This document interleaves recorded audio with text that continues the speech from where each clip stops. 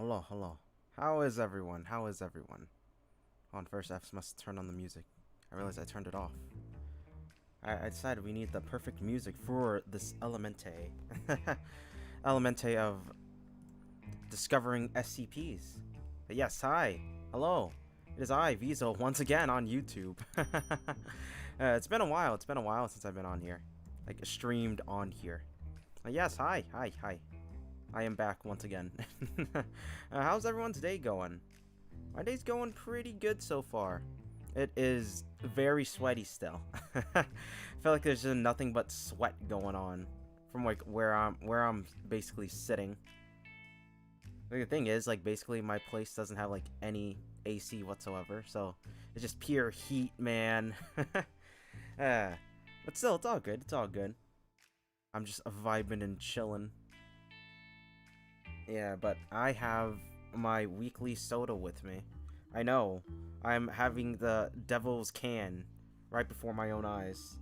It is the Fanta. Pineapple Fanta. Yeah, but, it's okay. It's not as much as I was expecting, though. I don't know, I feel like I was expecting more from this. I feel like I wanted more. The Pineapple Fanta. You know, yeah, I'm not sure if anyone else had this experience as a kid, right? You would always go up to, like, the soda fountain and just, like, mix a bunch of drinks into, like, just some other wicked concoction. I remember I went to the Subway once as a kid, and the lady at basically the cashier, she told me that this one kid was able to find the formula for cotton candy. Like, I shit you not. I wondered about this, like, how do you find the formula for cotton candy? Is that possible? Like, holy shoot! Cotton candy mixture for soda. Imagine just drinking. Anything is turned drinkable. If there's a will, there's a way. If you want your meaty barbecue ribs to be drinkable, you can find a way, okay? I'm convinced. I'm convinced after that cotton candy. I still don't know the secret formula for cotton candy, though. I'm curious by it, for sure. Yep, that's pineapple, alright. Yeah, I think, like, for, like, soda-wise, if I had to go, like, flavor, I think Sunkiss is just, like, it's perfection. It might just because I like oranges a lot, too. So, that could be a good factor in it all. But, yeah. Oh, hold on. Actually, let me do this, so you guys don't see me swap to the music every single time.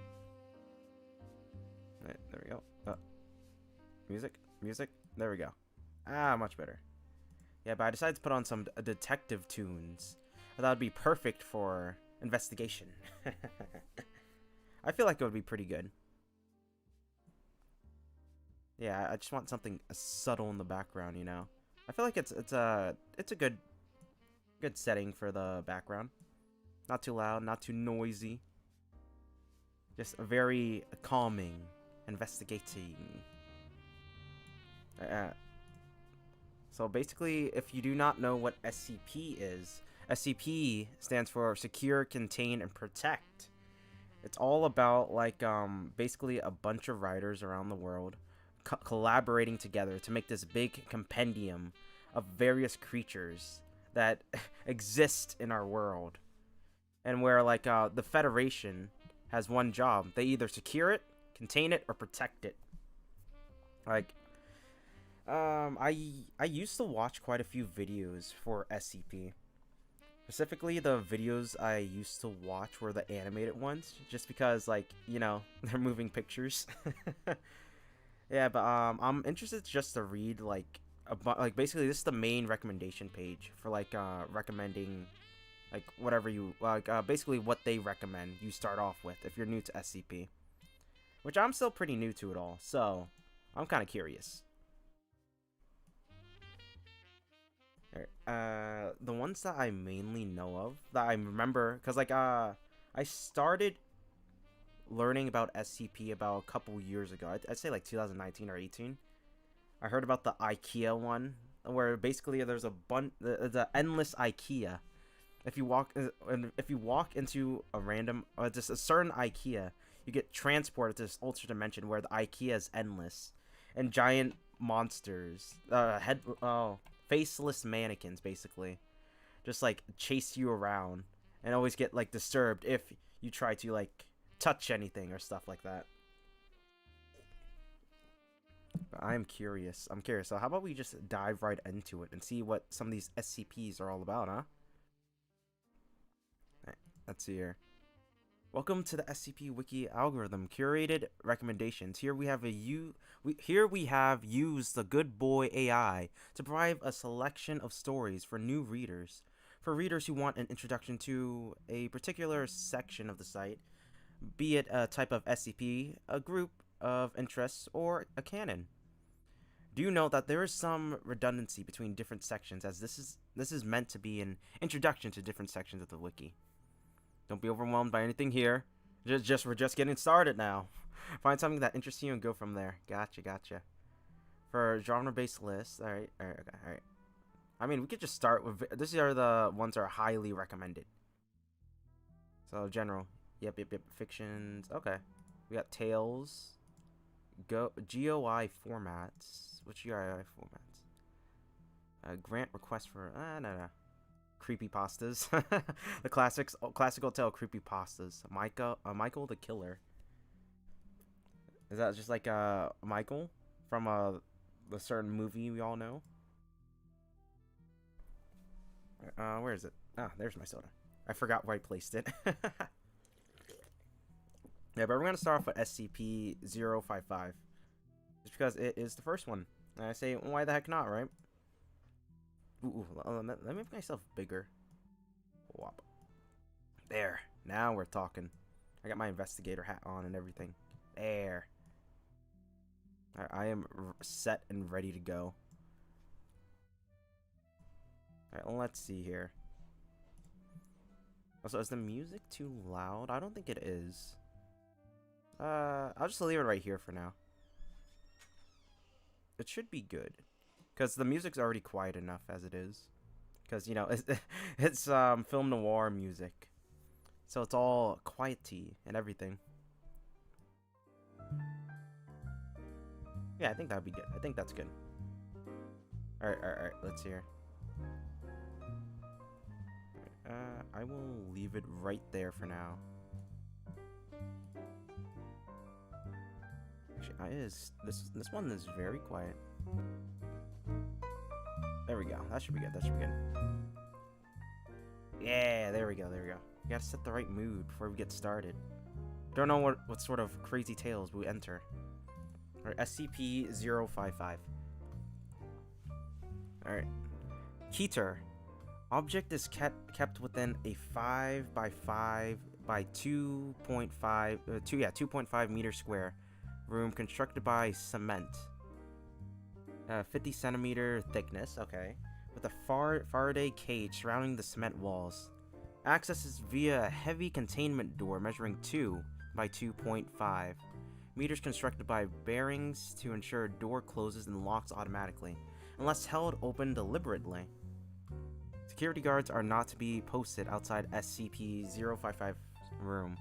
It is further advised that all personnel maintaining or studying other SCP objects in the vicinity try to maintain a distance of at least 50 meters from the geometric center of the room, as long as this is reasonably practical.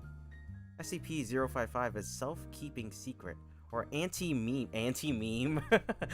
Wait, so it just cannot be memed on? Wait, what's going on here? It's a self-keeping secret. What the heck?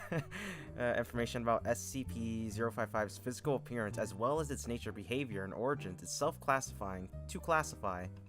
How Site-19 originally acquired SCP-55 is unknown. When SCP-55 was obtained by whom is unknown. SCP-55's physical appearance is unknown. So is it just a meme? One of the most deadly things that must be secured at all costs is a meme. Oh dear lord, what an abomination. Alright, its appearance is unknown. It is not indescribable or invisible. Individuals are perfectly capable of entering SCP-055's container and observing it, taking mental or written notes, making sketches, taking photographs, and even making audio/video recordings. An extensive log of such observations is on file. However, information about SCP-055's physical appearance leaks out of humans' minds soon after such an observation. So you enter the room and you just lose all memories of it. Like, wait, what about the sketches then? Individuals tasked with describing SCP-055s afterwards find their minds wandering and lose interest in the task. Shoot, that kind of reminds me of, what is it? I'm trying to think. Oh, like in Ruby. So basically in the show Ruby, there was this one Grim, a monster called the Empathy, which basically just steals your motivation to do anything. So you just feel the lack of motivation entirely. You just feel listless. It's kind of reminding me of that. So you're unable to remember what the photograph looks like, as are researchers overseeing their tests. Security personnel who have observed SCP-055 via closed-circuit television cameras emerge after a full shift, exhausted and effectively amnesiac about the events of the previous hours. Who authorized the construction of SCP-55's containment room? Why it was constructed in this way, or what purpose of the described containment procedures may be, are all unknown.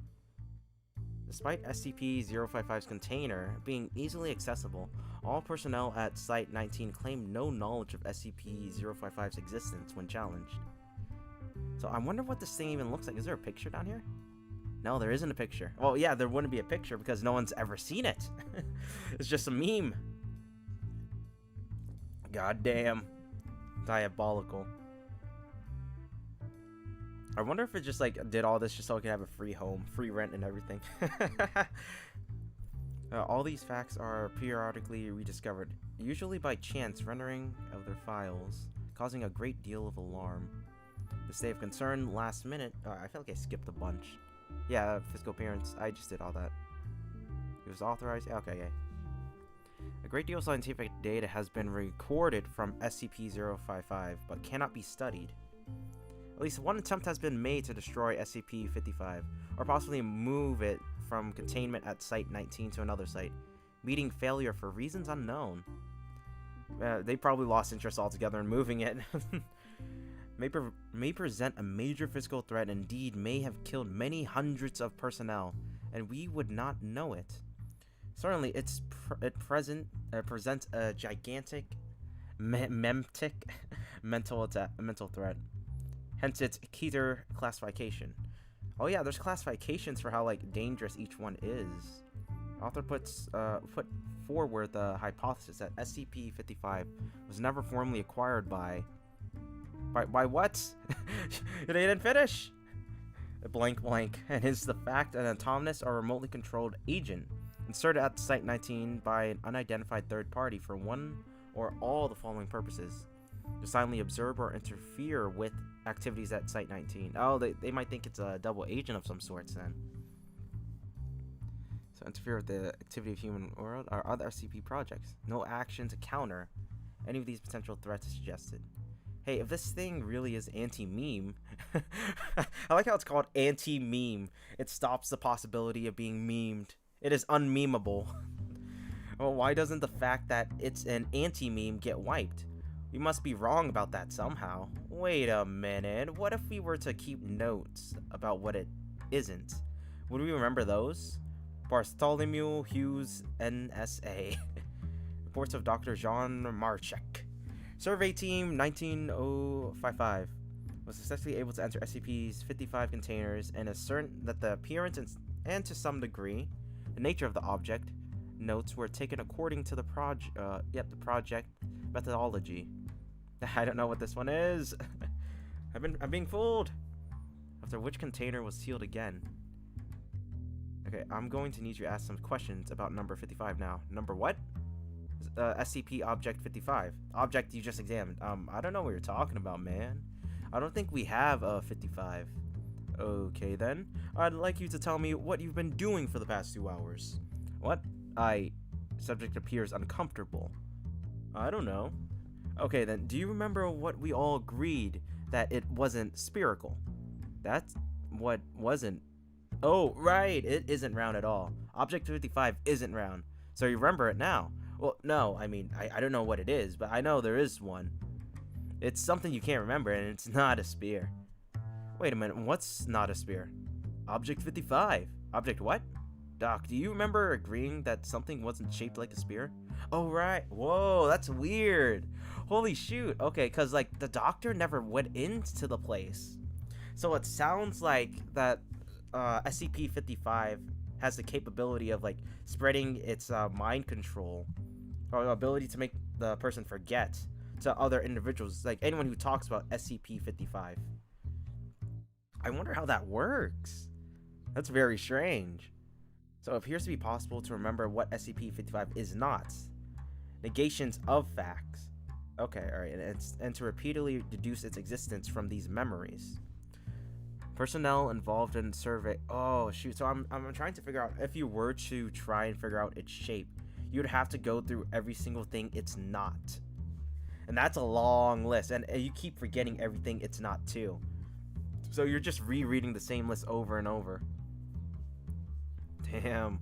So, oh, you might just end up putting the same thing down multiple times too, because you just don't remember. Alright, so survey 1955 reported moderate levels of disorientation and psychological trauma associated with cycles of repeated memory and forgetfulness. Wait, what? So, repeated memories and forgetfulness of SCP-55. However, no long-term behavioral or health problems were observed, and psyche assessments of survey personnel showed consistent reports of this distress fading over time. Recommendations. It may be worthwhile to post at least one staff member capable of remembering the existence of SCP-55 to each critical site.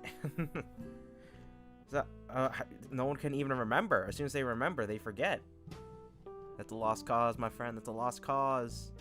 I want to look real quick where it says info about. Yeah, I want to see real quick about the info, because it talked about specifically what do you call it? Their scales for how dangerous they are. I think it says somewhere in here. There should be. I mean, I could probably look it up real quick. Alright, let's hear. Because I'm kind of curious myself. Like, what's the difficulty scale of, well, like, the danger scale of SCP? SCP danger scale. Yeah, there we go.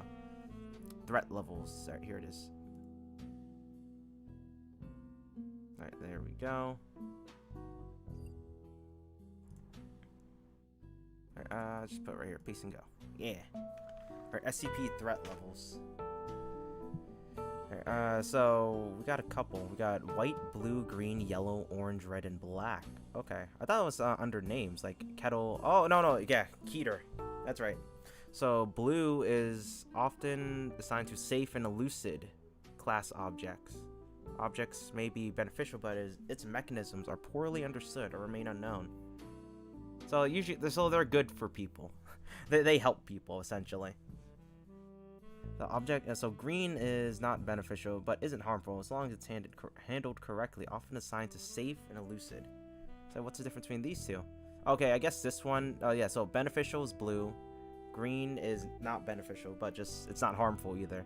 Just safe. And yellow is harmful, but easy to recontain. Okay. This may indicate that it's quickly be brought under control. As long as certain, easily achievable conditions are met. Maybe assigned to either safe, elusive, or even Keter. Object is unpredictable for orange, exhibiting dangerous properties and difficult to recontain. So it looks like it goes safe, elusive, and Keter. Which, oh, okay, actually that makes sense. So it wouldn't just be like the basic stuff of SCP then? Yeah, so what about orange? Orange, red, and black I'm curious about. So object is unpredictable, exhibiting dangerous properties, and is difficult to recontain. It is generally the lowest level assigned to humanoid entities. Often assigned elusive or Keter class. Okay. So anything that's elusive and Keter can be up there in danger. The object, red is highly unpredictable and possess considerable destructive capabilities. Containment breach may escalate into K-class scenario. Objects from recontainment is to be considered a high priority. Alright, what about black though? Destruction on a global scale. Oh, okay, you don't want to get to black. Alright, let's go back.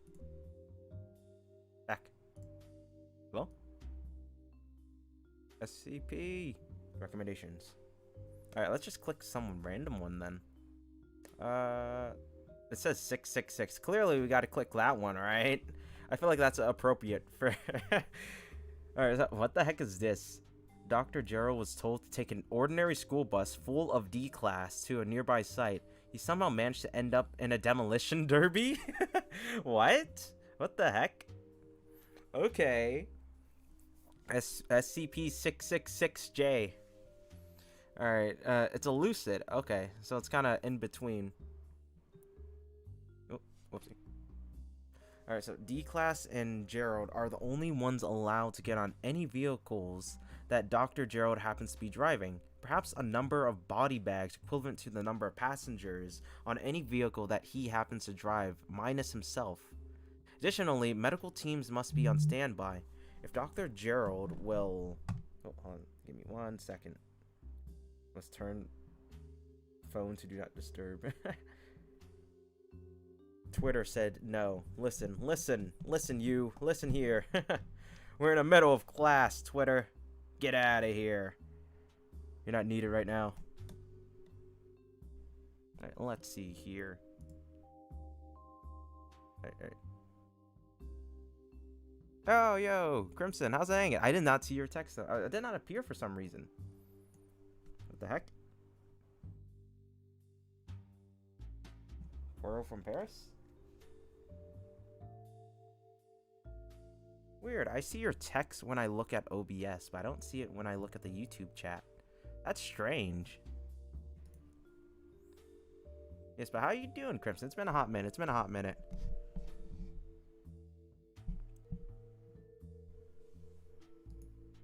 What about Pyros? I'm confused myself. Yes, but welcome. We are discovering SCPs. Greatness of them all. And the craziness that they are. Alright, let's see here. Let's keep learning about this one. This weird puppy. Alright. Come on. You here work. Okay, there we go.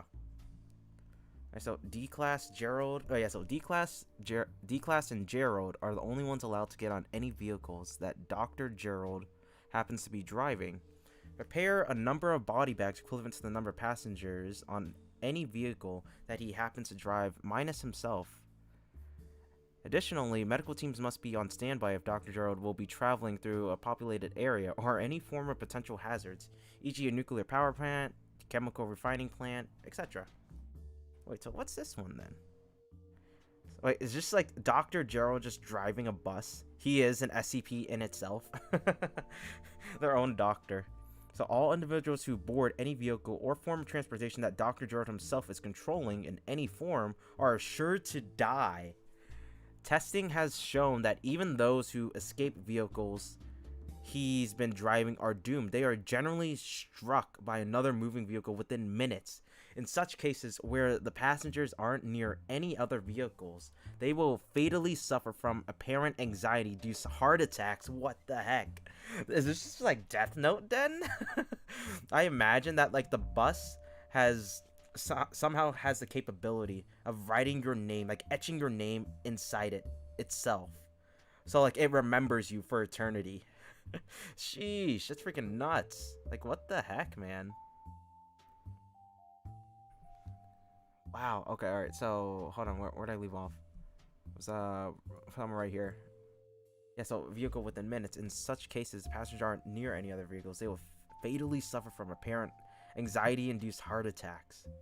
Dr. Gerald himself, oddly enough, always survives whatever horrors he puts a vehicle through. Additionally, all potential hazardous objects seem to become even more dangerous. If he is manning a vehicle in their general vicinity, knives penetrate more than their sharpness would accord. Wait, what? Hazardous objects seems to even become more dangerous. So anything hazardous becomes lethal instantaneously. Jeez. So knives gain like plus 20 sharpness. Okay, so knives penetrate more than their sharpness would accord. Normally, baning oil tankers become moving bombs. that will detonate with the slightest touch. Buildings lose any significant rigidity, and pedestrians seem to lose all forms of self-preservation, throwing themselves into his path. A mere bicycle ride can inflict the devastation of an EF3 tornado. Jeez. Holy shit. So the results of Dr. Can I zoom in on the picture? It's a small picture.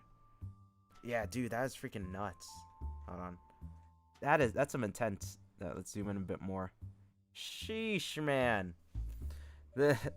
Just the bus driving from right here can cause all this destruction just by its presence alone. God damn. Alright, imagine it just goes right here and there's, you know what, I'm not done yet, just in case. Let's go right back around. Make sure we get everyone else. Those guys are the lucky ones. They got spared. Jeez, man. Freaking nuts. Also, yeah, music got quiet again. Up it a bit more. There we go. That should be good.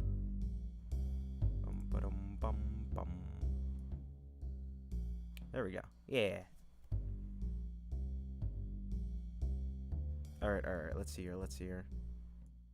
Alright, so let's continue. What the heck is what is Dr. Gerald doing? Dr. Gerald is never to come within 25 meters. SCP-462. What the hell is 4062? Alright, so plans are being made to construct a vehicle which can contain SCP-682 long enough for Dr. Gerald to could actually drive. Plans are being made to construct a vehicle which can contain SCP-682 long enough. So a research team hypothesized that rollerblades are technically vehicles. We tested their hypothesis by having Gerald skate into Aria's headquarters in Tehran. They were right. Holy shit. God damn. Anything he touches as a vehicle just can destroy whatever. It's nuts. It's really cool, though. I'm kind of for it, you know? So 10:07 a.m., March 15th.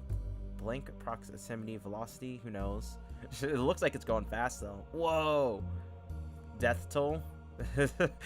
Too high to count. Somewhere in the 2000s right there. Damn. No, that's the year. Never mind. Death toll. Death toll's still, that's very high though. We have a tract of land over in blank, just in case we have some sort of vehicular SCP that needs to be decommissioned. Coincidentally, it's also the only place that Dr. Gerald is able to drive without permission. Nothing. Because there's nothing in the vicinity for him to destroy. Alright. Alright, so let's check out. So, it's never to come in within 25 meters SCP-462. Let's check that out. Because I'm curious. What's that about? What is SCP-462? It's safe, so it's healthy for humans. Special containment procedure. SCP-462 is stored in a temperature. Hold on. Yeah, okay, let's turn it down a little. Alright, there we go.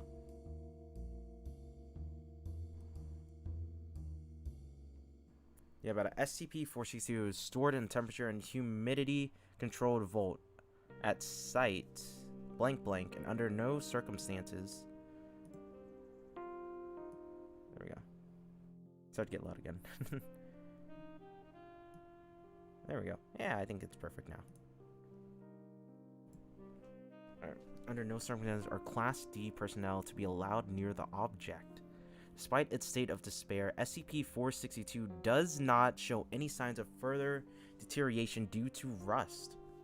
SCP-462 is a 1968 Chevrolet El Cameo in a state of serious disrepair with several broken windows and severe rust damage. A single key is inserted into the ignition.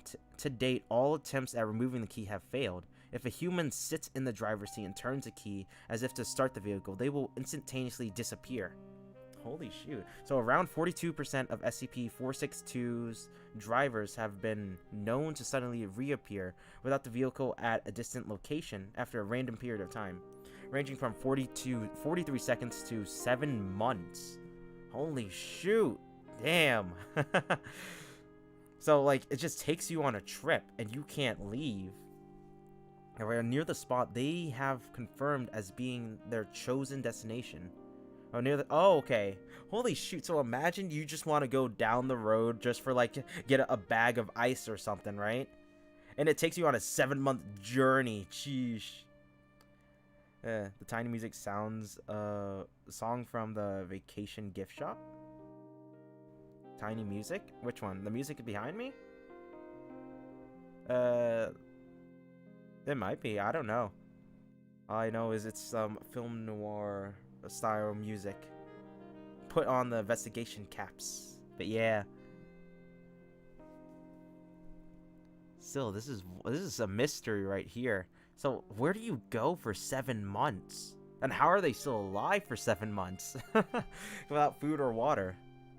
Is it just like teleporting someone like actual? Wait, so let's keep reading, because like I'm sure they gotta have some memories about it, unless they're traveling through time itself. All right, where's it? Wait, why can't it meet with this one then?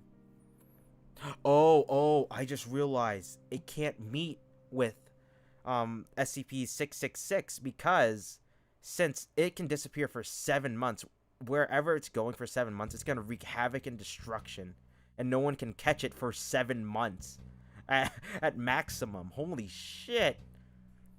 And if it's able to go very long distances too, you can imagine the havoc. Holy shoot! God damn. Yeah, SCP-666 and SCP-462 cannot meet whatsoever. Dude, imagine it being able to travel across the world, like every country, just going across the seas itself. Jeez, that's crazy. Alright, so near the spot they have confirmed as being their chosen destination. These drivers rarely arrive at their destination safely. Many have been observed falling from a considerable height after reappearing, while others have arrived while flying in the direction of their destination at various speeds, resulting in injuries. Well, wait, injuries that are sometimes fatal. Occasionally, test subjects will arrive in various states of dismemberment. Holy shoot, how is this safe? It's not safe at all. I mean, I guess it's safe to contain, but it's not safe for people whatsoever. In 35% of these cases, the test subjects never reappear and cannot be located, even when fitted with GPS transceivers. The remaining 23% of test subjects' data expunged. The subjects who survive SCP-462's traveling process report that they are driving during the time they are gone, and express confusion regarding the experience and their abrupt reappearance, so they can't remember anything. These reports typically contradicts the time between vanishing and reappearing, with most drivers insisting that they have been gone for a few minutes as opposed to the actual period of time their disappearance was observed. The object first came to Foundation attention on October 5th. Let me drink some water real quick. I'm getting a cat-tied. Yeah, cat-tied. Sometime in October 5th, 2000. When Marshall inadvertently used it to find his father, who was serving life sentence at blank penitentiary, some distance away from the object's original location. The prison's security staff detained Mr. Marshall soon afterwards. Questioning was carried out by Agent Blank, who was working undercover as one of the facility's guards. SCP-462 was immediately located and moved to site without incident. Well, that's good. Holy shoot. Damn, yeah, but you don't want those two SCPs meeting ever. I can only imagine, like, the destruction that can happen. Especially if Dr. Gerald's, like, holding other SCPs with him. Holy shoot. Because those SCPs will most likely die. Since, like, anything that enters a vehicle with them dies are guaranteed to die. Alright, what about SCP-682? So, what is it? Plans are being made to construct a vehicle which can contain SCP-682, long enough for Dr. Gerald to actually drive it. What's 682? Keter. Whoa, what's this? What the heck is that?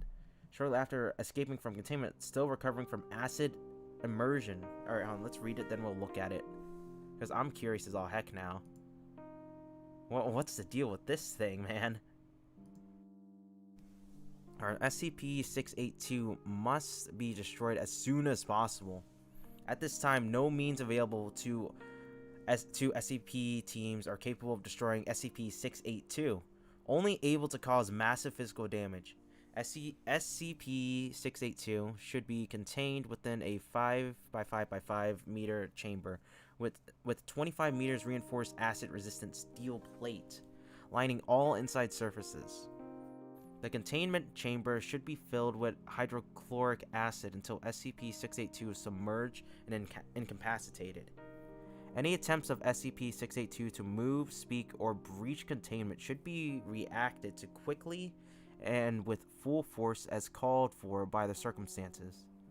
Personnel are forbidden to speak to SCP-682 for fear of provoking a rage state. All unauthorized personnel attempting to communicate to SCP-682 will be restrained and removed by force. Due to its frequent attempts at containment breach, difficulty of containment and incapacitation, and high threat of Foundation exposures, SCP-682 is to be contained, insight, and redacted. Holy shoot, man. Oh, whoops. Alright. Let's see here. Let's read more about what does it look like, though? Alright, so wait, hold on. So the Foundation will use the best of its resources to maintain all land within 50 kilometers clear of human development. So they're just leaving it out in the field? Oh my gosh, sheesh.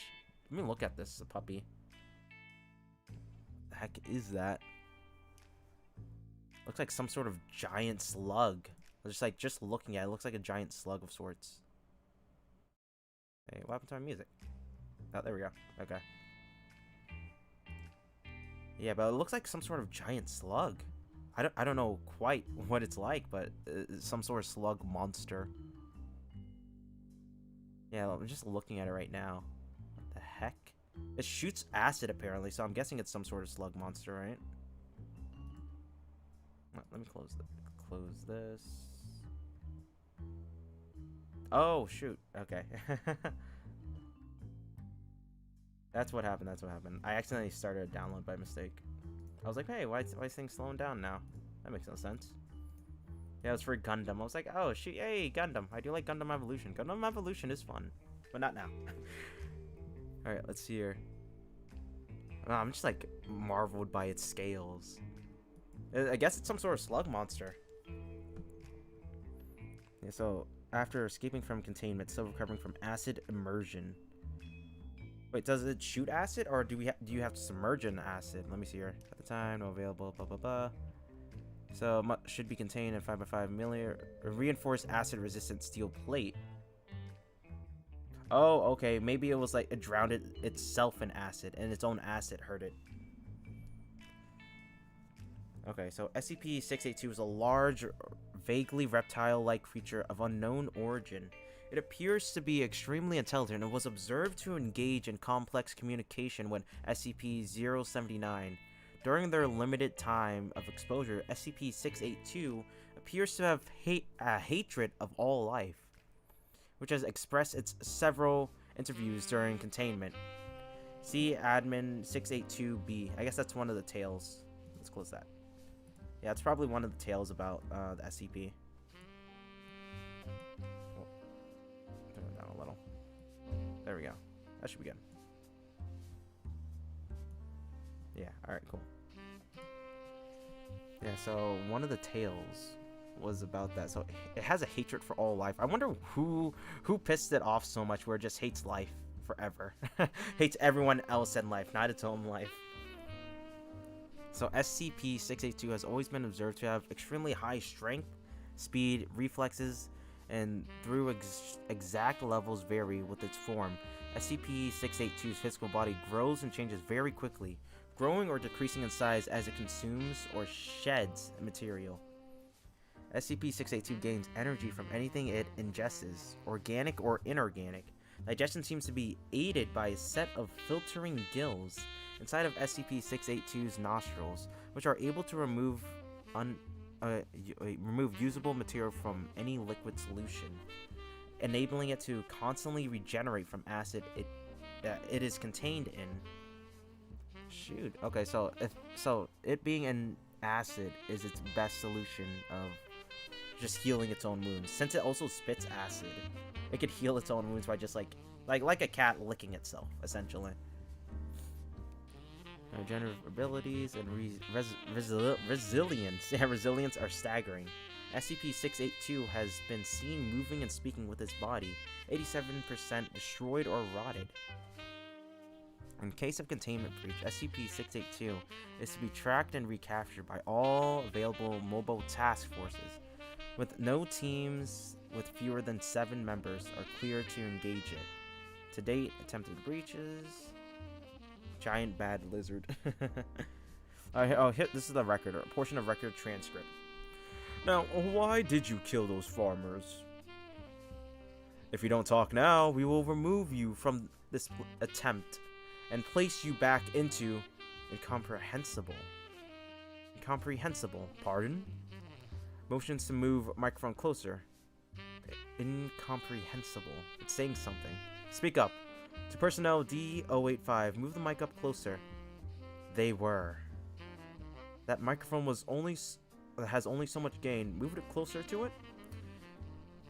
Personnel D805. His throat's messed up, man. Look at it. He ain't talking. Gasping screams. Appearing to assault. Oh shoot. They were disgusting.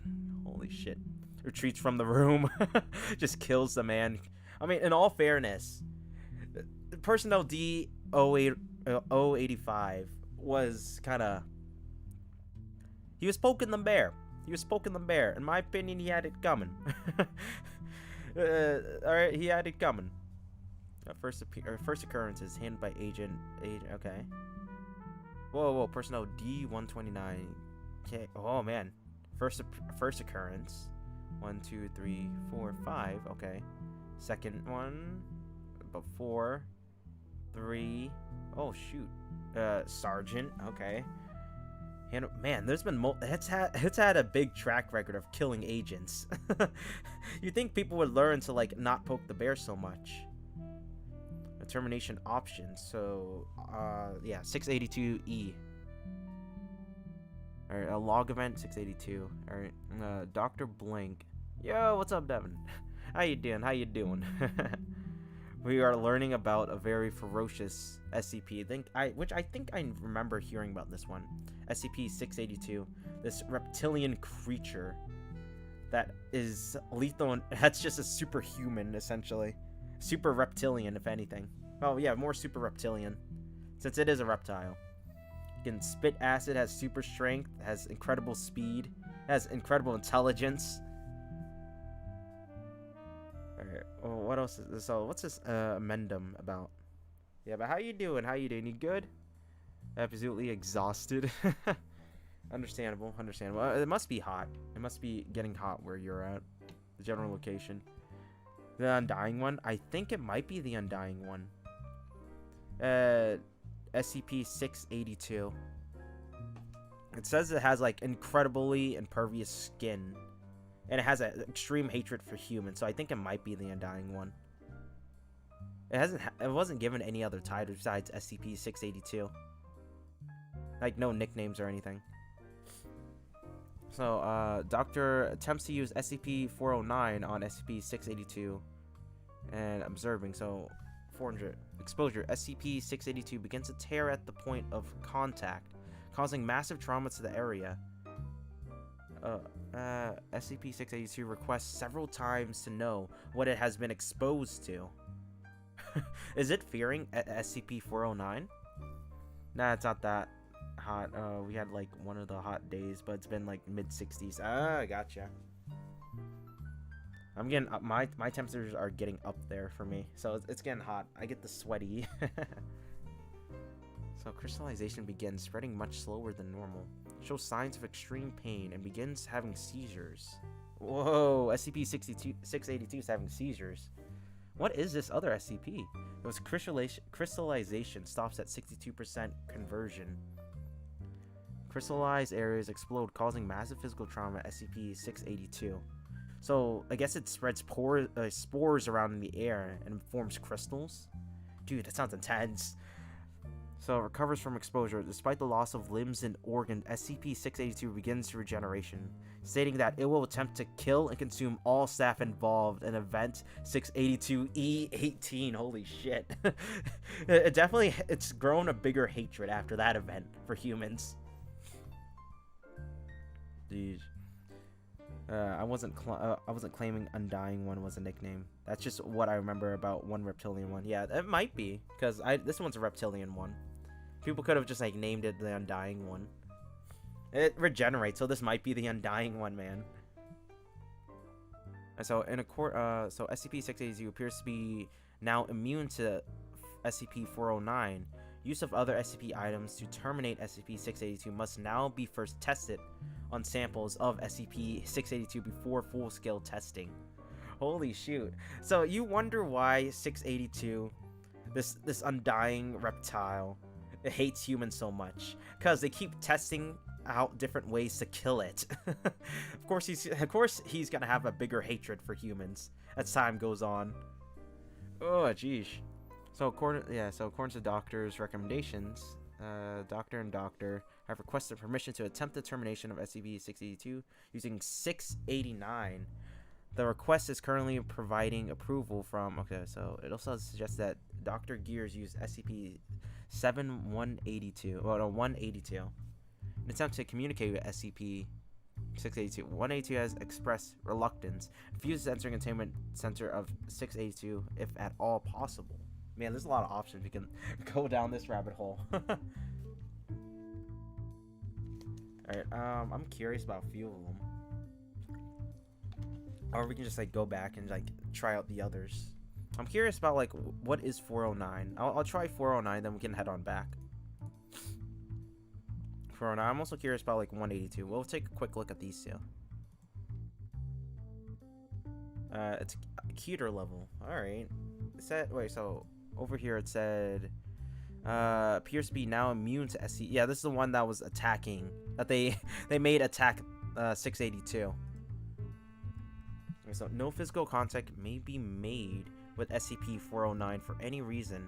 Making any physical contact with 409 must be contained and quarantined immediately, along with any material used in the transport of the subject. 409 must be kept in granite case at all times. Any transportation of 409 must be done in a sealed garnet container. Resides from SCP-409 effects are to be, or residuals, yeah, sealed in garnet containers along with any tools. Yeah, they're probably just like some sort of. Wait, hold on. Yeah, it's like a spore, I'm guessing, where once it touches something, it just like spreads all over. That's the feeling I'm getting from it. So any object coming in contact with 409 resembles a large quartz crystal, approximately 1.5 meters, 5 feet tall. Holy shit, that's a big boy. That's a big quartz right there, and 2 feet wide. All right, so it's just like a big block. Any objects coming in contact with SCP-409 will begin to crystallize after 3 hours. This effect will occur in any material other than garnet. Sounds like just like a poisonous thing. All right, well, that's nifty. It doesn't seem that interesting. I feel like that one was just more to attack 682, piss it off. That was its only purpose in life. Piss off the already enraged beast. All right, let's see here. So what's 182? So in 682, it said they were thinking of using 182 to attempt communication. Wait, what? I just read SCP-182 is a Caucasian male of average build, of roughly 45 years of age. Okay, alright. I'll wait for that one. So SCP-182 is to be kept in small environmental sealed structures on an otherwise uninhabited island situated 10 kilometers off the coast of Greenland. A team of 5 guards are to be assigned to guard the subject at all times. Guards are to be examined for psychological damage once per month. Guards who show any signs of damage are to be recalled from the post and required to undertake a full course of psychiatric therapy prior to returning to duty. No single individual is to spend more than 6 months at a stretch on 182 guard duty. and are required to spend a minimum of 3 months on a different assignment before returning. Personnel are entitled to refuse this assignment if they have already spent a total of 8 months or more on the island. SCP-182 has requested to be kept under heavy sedation for 20 hours per day. So it requested itself to be sedated. I wonder why. So following incident 182-7, this privilege has been revoked. Oh, so some event happened where the privilege of sedating itself has been revoked, where it has to stay fully awake now. Why though? Sedation usually just like puts them to sleep. Is it bad if this one sleeps? So SCP-182 is a Caucasian male of average build, roughly 45 years of age, has suffered heavy abdominal and cranial scarring at an unspecified point in the past by subject's own admissions shortly before he was admitted into the care of the Foundation in 19-something. SCP-182 is both deaf and mute, compensating for these disabilities with natural abilities. Okay, so it's deaf and mute. It's a deaf and mute Caucasian male of average build, roughly 45 years of age. SCP-182 has displayed the ability to passively enter the minds of other animals. Oh, including humans, and to perceive sight and sound through their senses. So it's just it's literally, it allows him to be on the same wavelength as other people. I like it. I like it. When you finally can be on the same wavelength of other people, just by default. Alright, so this has no consistent effects on personnel, and some guards have rotated on and off on a regular basis for the past blank years without detrimental effects. However, prolonged exposure to SCP-182's passive sensory borrowing results in vivid visuals and auditory hallucinations in 97% of humans and 100% of non-human subjects. Holy shoot. So you're just gonna start seeing shit. You're gonna trip balls. Going ballistic. Alright, the effects in question vary widely in severity, but continued exposure after the onset will inevitably result in mental collapse, with said mental breakdowns being hastened by proximity to SCP-182. SCP-182 has displayed the ability to consciously force hallucinations upon his guards when under duress. So when he's just stressed out, yeah, all the guards are just gonna start hallucinating.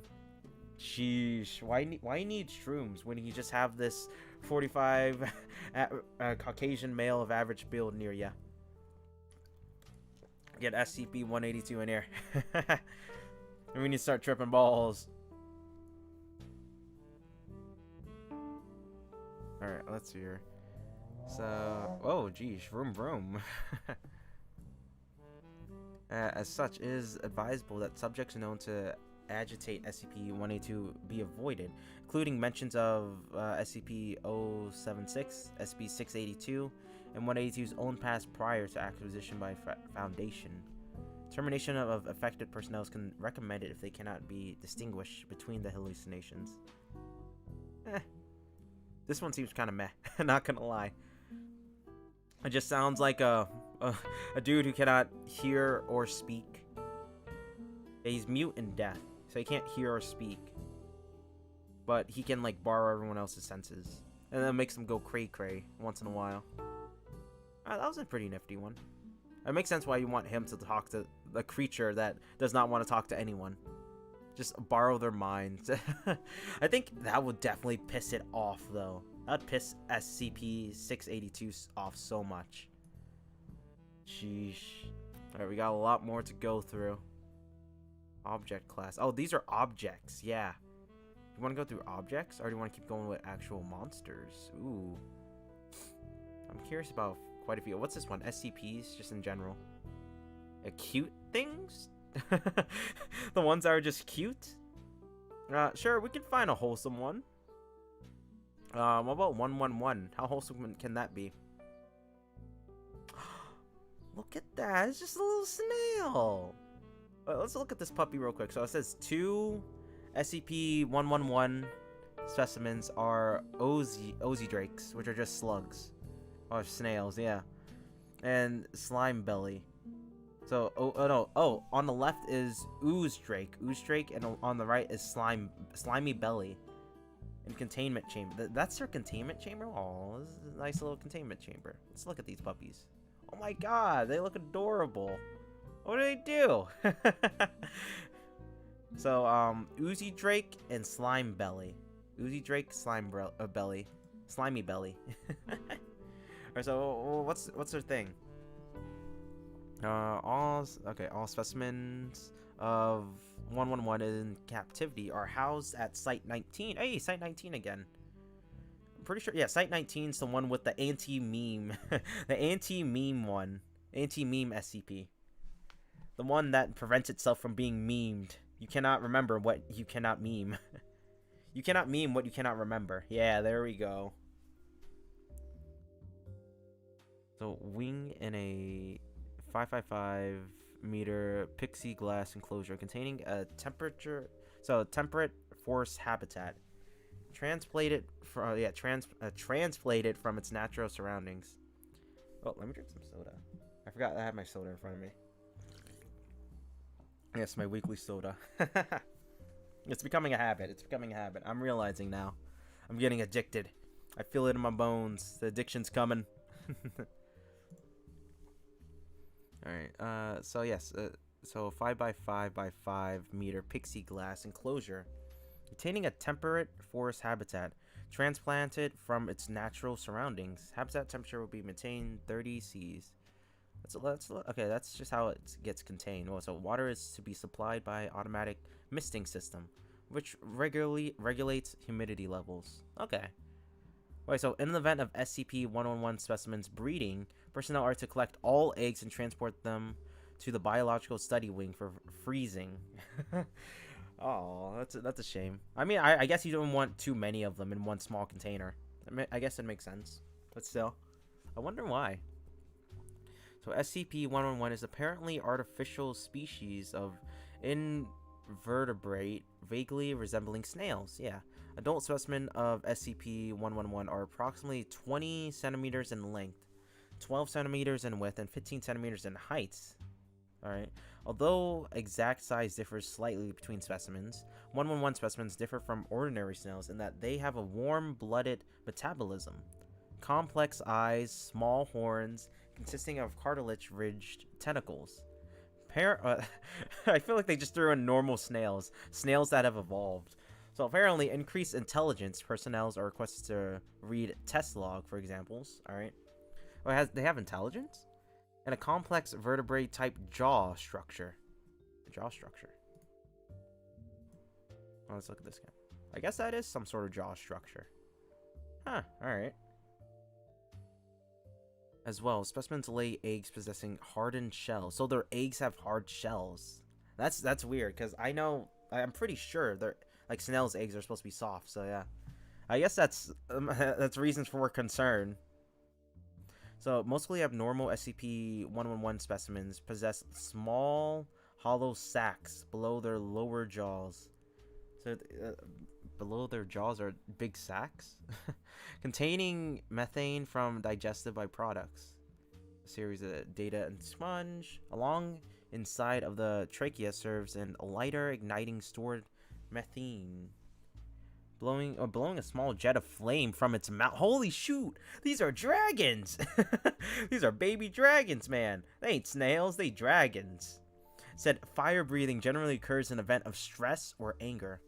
Although it's not... let me drop the music a little. It's so quiet. You can't hear it. There we go. That's better. Yeah, that's better. It's better. Yeah, but these are dragons, my dude. They breathe fire. So it generally occurs in the event... Oh, hold on. So it said breathing fire generally occurs in the event of stress or anger. Although it's not apparently used deliberately or for destruction, but rather as a warning. Okay, this is presumably due to the limited size of methane sacs, which limits SCP-111 specimens in the amount of fire they can exhale at a time, and requiring both time and starch-rich food to refuel. 111's behavior is inconsistent with the ordinary snail species, including whistling and hooting. Holy shoot. These are some talented snails. They can whistle and hoot. Vocalization easily audible to humans. Whoa. They're so small, yet humans can hear them. Damn, they got some strong lungs then. Or the equivalent of their lungs, yeah. High intellect seems in such tests as data expunged and parents caring for their young. Hatchlings have been observed imprinting on their parents, other members of their own species, or researchers. This is presumed to be a deliberate trait based on 111A, as it means for hatchlings' imprint upon owners. Dragon snails. Yeah, dragons! Dragon snails. Earlier it said look at a certain one for more details about it. I forgot which one. Was it like 11A or 11B? Document A, probably. Yeah, there's only document A, so. Alright, let's see. Oh, there's a bunch of... Oh my god, there's a big family of them. Alright, so dragon snails. Dr. Wondertainment. I bet that doctor's super happy to get a lovely creature like this for a specimen to study. Nothing dangerous. Alright, so the perfect pets for the fancy-loving child. Care and hatching instructions. Having read this document, take the eggs out of the box. Be careful. Dragon snail eggs are fragile. Put the eggs in a warm, safe place and wait 7 to 10 days. Hold your newly hatched dragon snails so they get a good look at you and think you're their mommy. Enjoy your new pet dragon snails. The end. Trademark. To feed your dragon snails, give your new little friend some raw veggies. Lettuce, Brussels sprouts, beans, any sort of salad stuff you don't want. Remember to give them water. A small glass each once a day. Holy shoot, they drink a lot of water. For your enjoyment, dragon snails come into 6 types. Breed them for unique pets. Holy shoot, man. I want a little dragon snail. That sounds cool. So, slime bellies. Adorable and oozy little fellows with awesome fire engine. Red color skin. Little black horns and belly. And a speckled tan shell. Beautiful robin egg blue eggs. This little one? Oh. Alright, ooze drake. No, ooze drake was on the left. Slime belly's on the right, I'm pretty sure. Slimy bellies. Yeah. Slimy belly's the one on the right. This one. Right, which one would I want? So, inquisitive little creatures with neat banana-colored skin, curly horns, and striped shells. Pale tan eggs like a chicken. So, what's gooey wyverns? Ooh. Dark blue-gray skin of flattened shells with a bumpy horned head. Make goo wyverns look like tiny sea monsters. Eggs are a fantastic glassy green color. Green and gold stripes, pointy shells, and a single horn, not to mention fuzzy tails. Make blobworms wonderful pets. Eggs are tan with a silver tint. New from Doc Wondertainment. I feel like he's like slowly what's the word? Breeding it. I guess breeding them, yeah.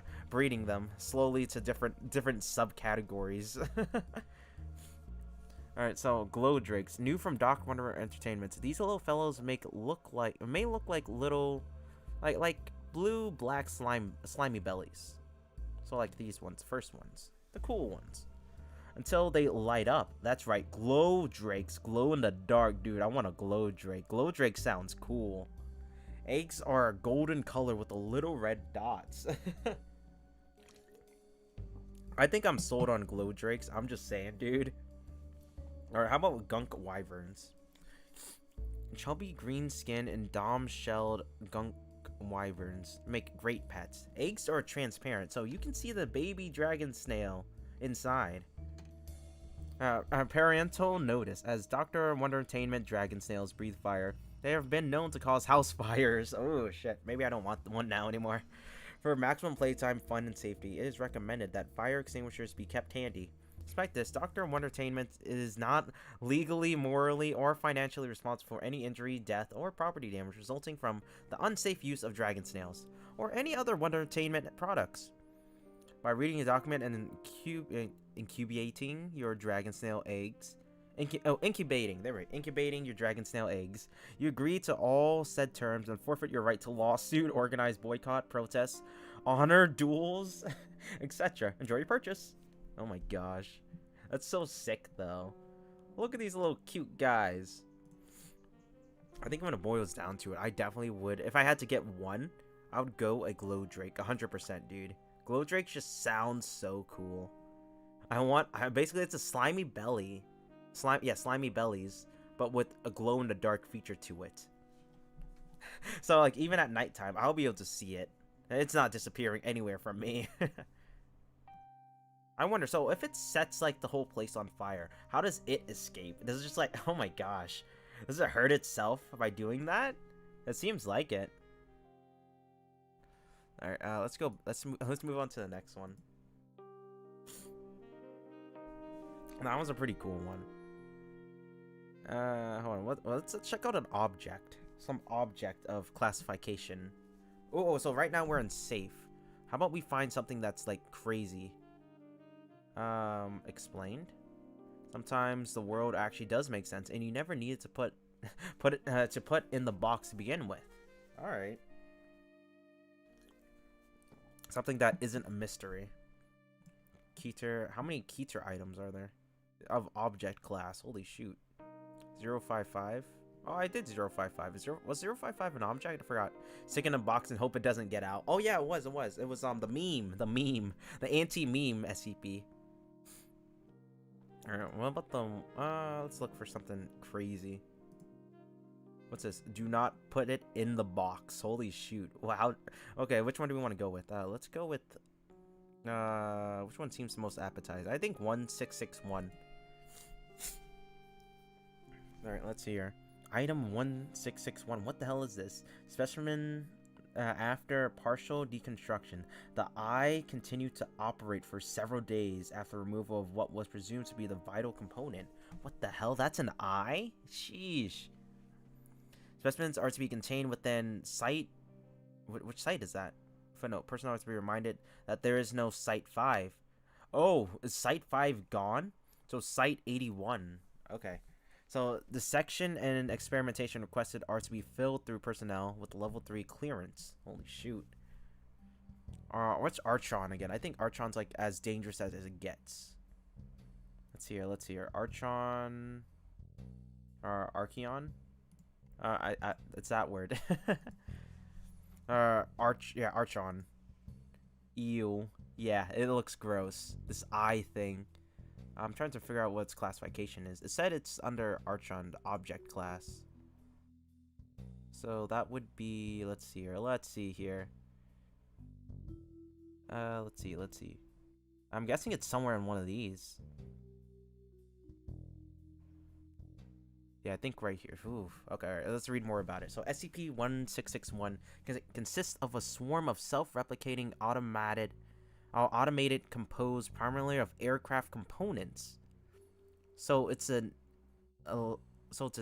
AI aircraft that can just regenerate, assembled in a random and seemingly non-functional manner.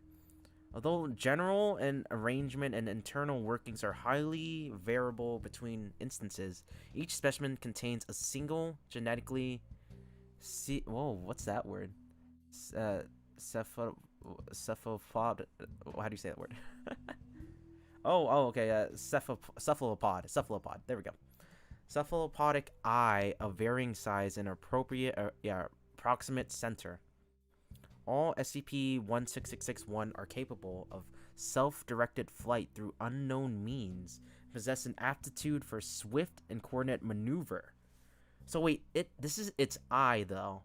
How does an aircraft have an eye? So while SCP-1661 displays some degree of sapience, attempts at communication have been ineffective. Individual instances are highly specialized for variety. Yeah, oddly specific. It is very oddly specific. It's weird. So individual instances are highly specialized for a variety of purposes relating to the seizure and deconstruction of airborne crafts, such as planes, drones, helicopters, and unmanned spacecrafts, laser cutters, and multi-fingered appendages. Holy shoot. So is it just taking apart all other ones? Like all other aircrafts it comes across. So this is the reason why planes are crashing. That's what I'm hearing. So primitive cloaking devices have also been observed. Holy shoot. So basically, this is our UFO. Anywhere a UFO is spotted, it's this one, SCP-1661. So 1661 prefers to hunt collectively at night, attacking their target mid-flight. They are capable of complete deconstructing unmanned crafts and aerial drones in a matter of minutes.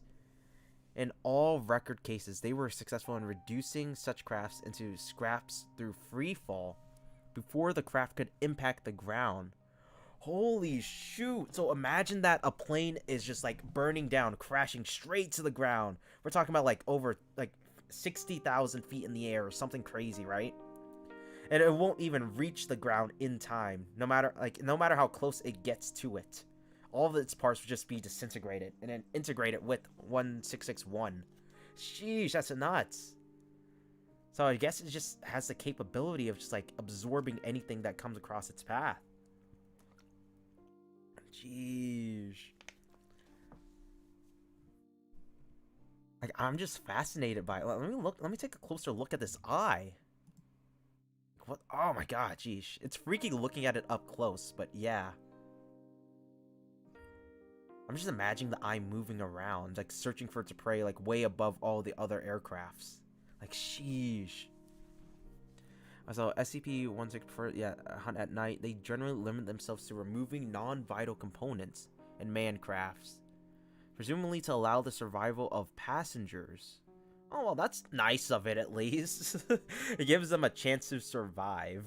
Experimentation has revealed that in these cases, SCP-1661 are more cautious and precise with their work, taking as long as an hour to carefully exercise,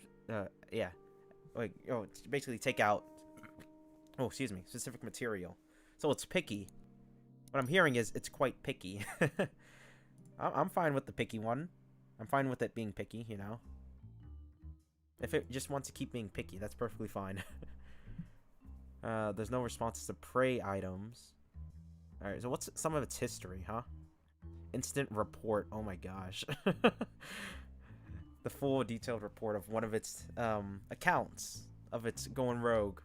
So its history. 1661 activity was first brought to the Foundation attention in 1948, following several reports of aircraft losing small exterior sections of their wings or fuselage.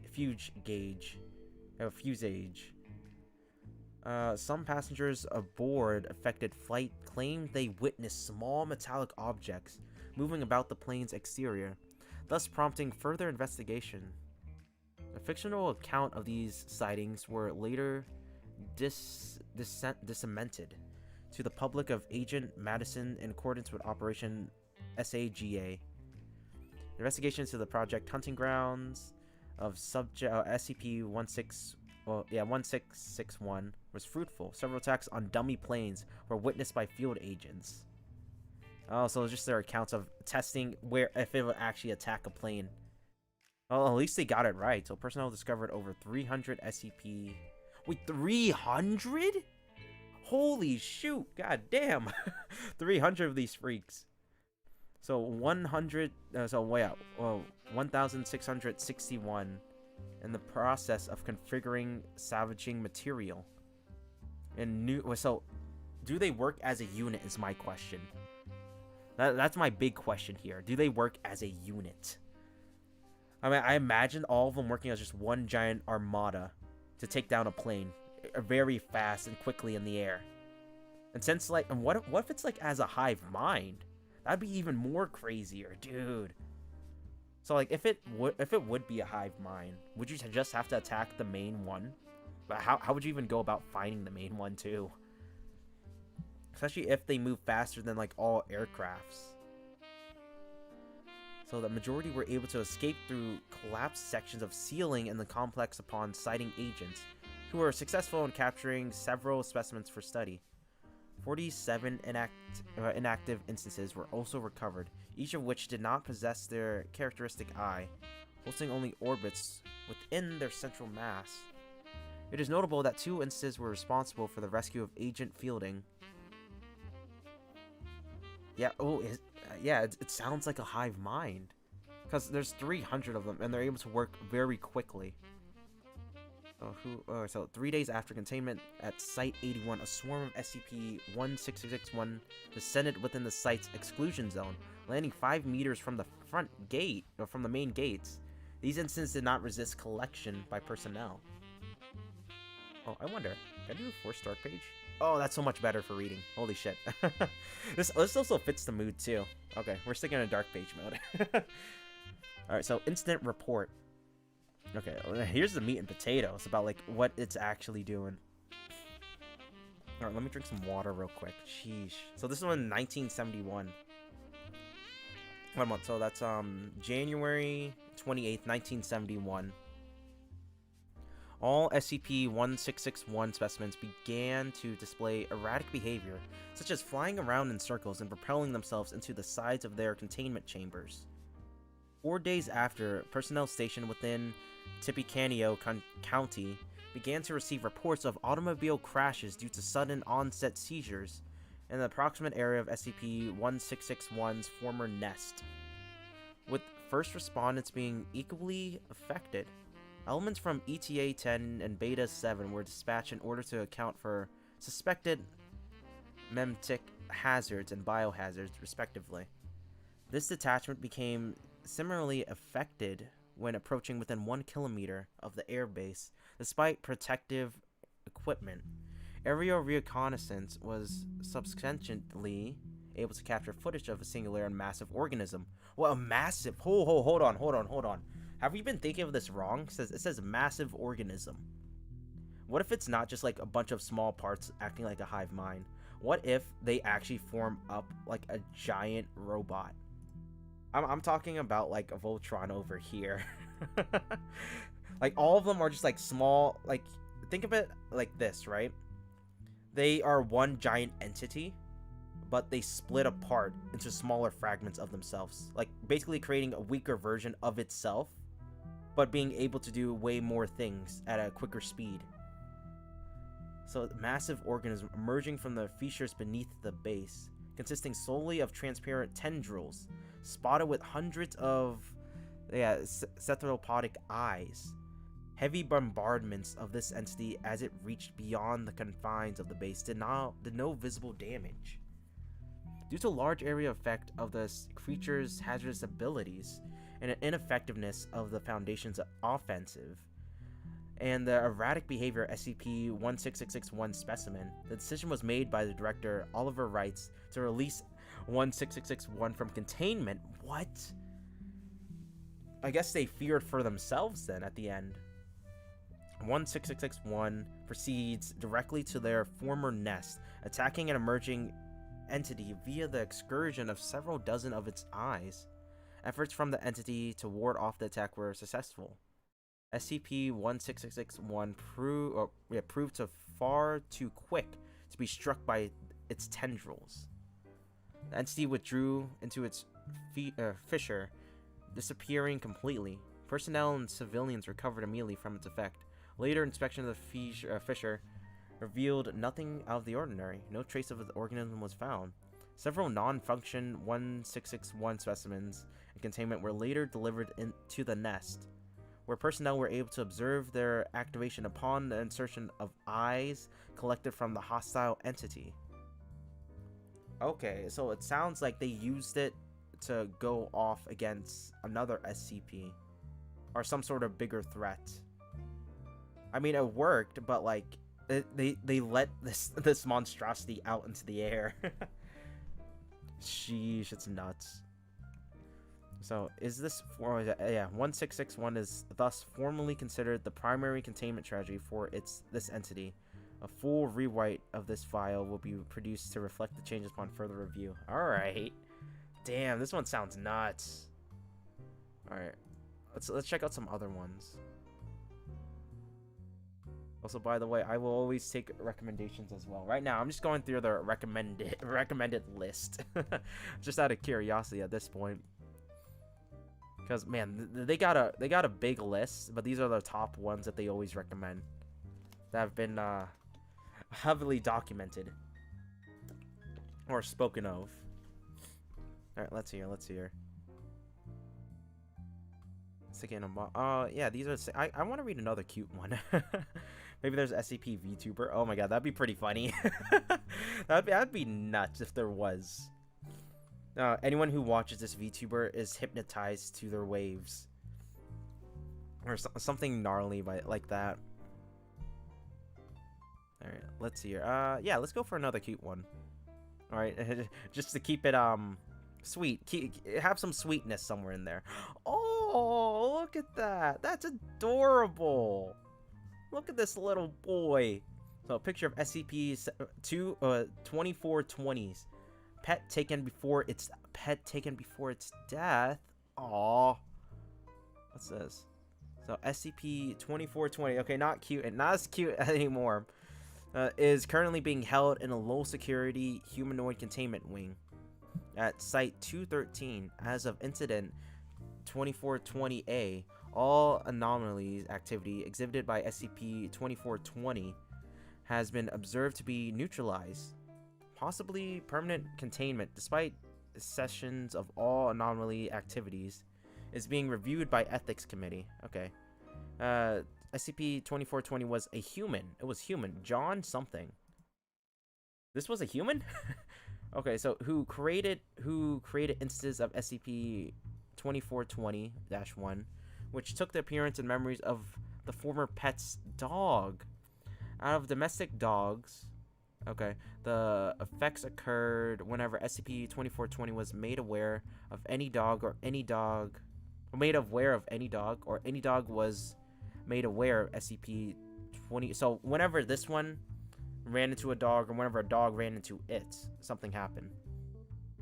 So repeated testing showed that only domesticated dogs were affected, with wolves, coyotes, and other canines being immune to the anomaly effects. Dogs of any size would become an instance of SCP-2420-1 and show no pain in their transformation. Wait, they transform? What do you mean they transform? So aside from general confusion found when brought outside, 2420's influence, 2420 showed no anomaly effects beyond its ability to create instances of SCP-2420-1. Testing showed no upward limits of the number of instances that could exist at a time. 2420-1 instances were completely invulnerable to any form of damage. Holy shoot! So they become impervious. They become invincible, dude. That sounds fantastic. For like, I mean, for research purposes, you gotta understand, right? I'm not saying use SCP-420, but it's an option. So wait, couldn't you use this for the SCP-682, the impervious lizard, that reptile, that unkillable reptile? Yeah, you could use it to like maybe pacify it a bit more, give it a companion. No, wait, hold on. Yeah, you would give it to the dog, but the other dog has to be in radius of the other dog. So, man, that's weird. All right, so hold on. So attempts at DNA testing was rendered void when it was discovered that nothing could cut SCP-420-1's fur. Any other tests into indestructibility of SCP-420-1s were deemed unnecessary, partly due to the fragile nature of SCP-420's mental state. While SCP-420-1 instances showed no need for water or food, instances would eat whatever was presented to them, the various poisons showing no effects. So it truly becomes invincible in every single possible way. Damn, that's nuts. That were dissected after being fed showed no signs of having recently ingested any food. Oh. So, what happens to the food altogether? It sounds like the food just disappears. Alright, so despite SCP-420-1 instances taking form of 420, 420. Okay. Yeah, two 420s border terrier. Photographs and videos constantly displayed the original body of the dog in question.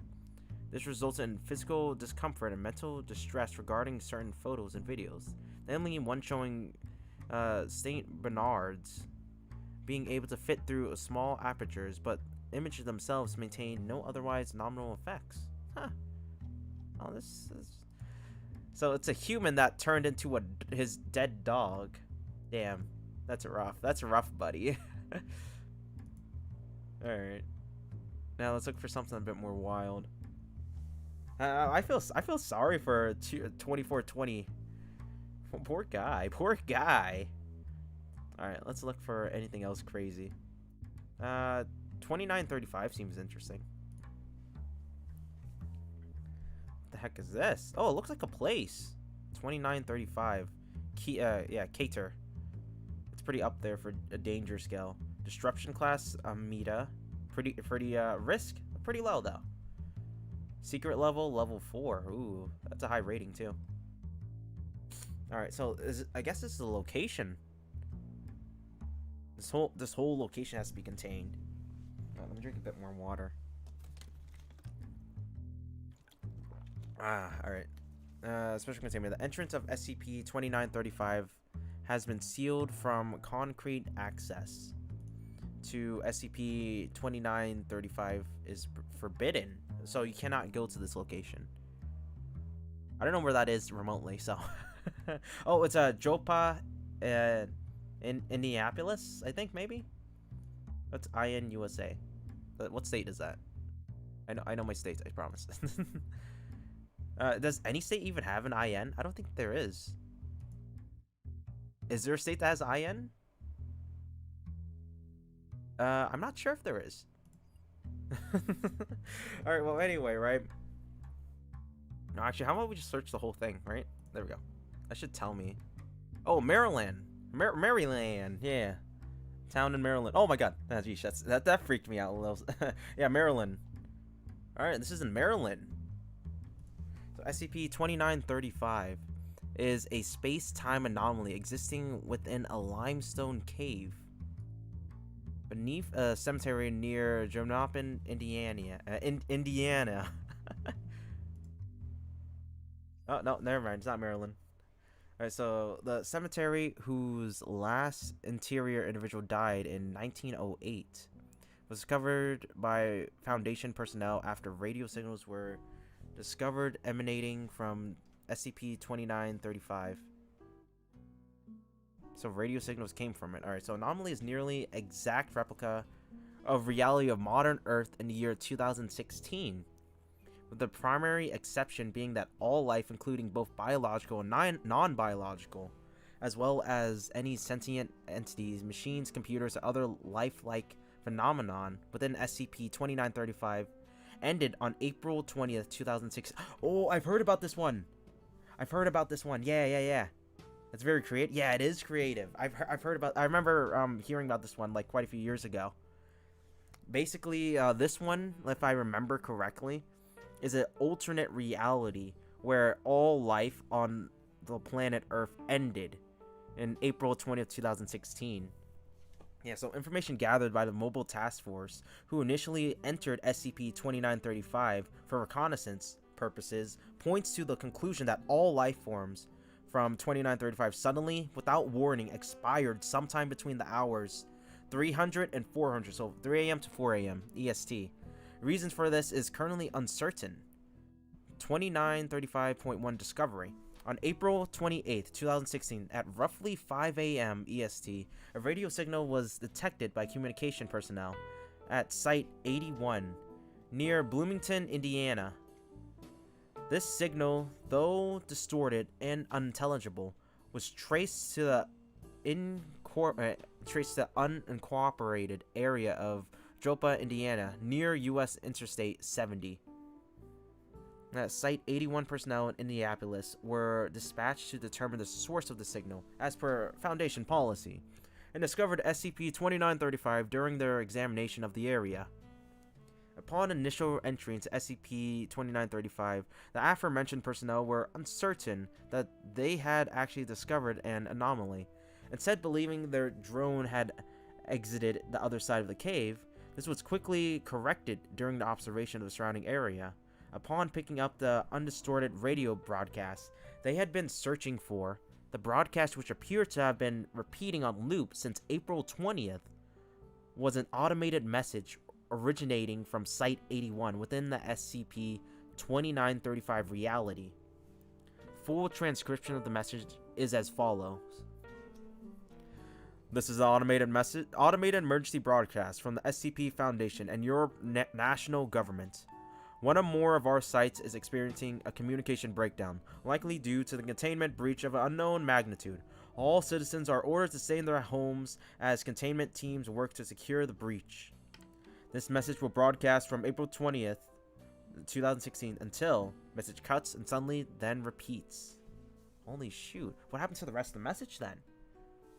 Well, yeah, like it cuts off partially through the message. So afterwards, the Site 81 personnel contacted Site Command.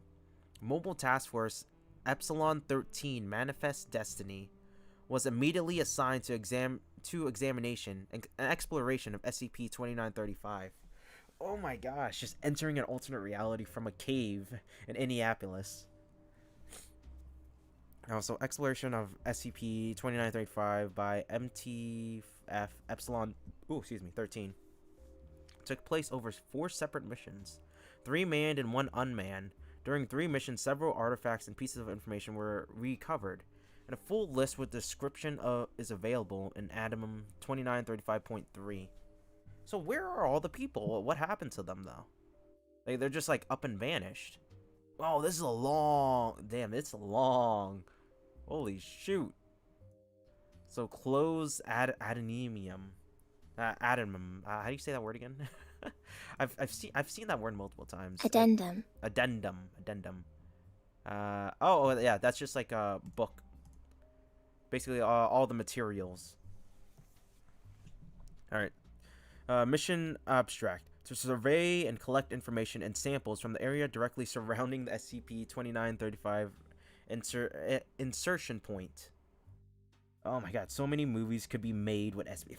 Dude, freaking facts. That's a goddamn fact. Because, like, here's the thing, right? All these SCPs are just so in-depth. And, like, they just, like, I get it that, like, it's technically not real, but, like, still, there's just so many, like, details that it feels like it could be real, you know? That's what I freaking love about SCP. Like, it's so... There's so many details that are added on top of each other, especially how, like, quite a few of them interconnect with one another.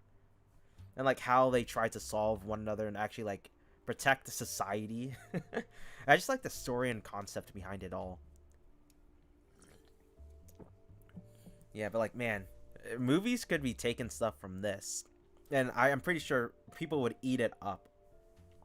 I know, like, whenever some people go to movies, they question, like, oh, this isn't real enough. But, like, to make things real, you just have to back it up with a lot of facts. Because sometimes facts are more unbelievable than fiction. That's a fact of life. Because as long as you, like, from what I've come to, like, understand about writing and everything, if you have enough facts for anything, you can make it seem plausible. Because I know there's quite a few games and quite a few books that also do that. For example, if you want to, like, make let's say you want to make some sort of sci-fi space adventure about, like, how photosynthesis could be something about, like, making you stronger or various sorts and the things. You just have to do a lot of research to prove anything you want.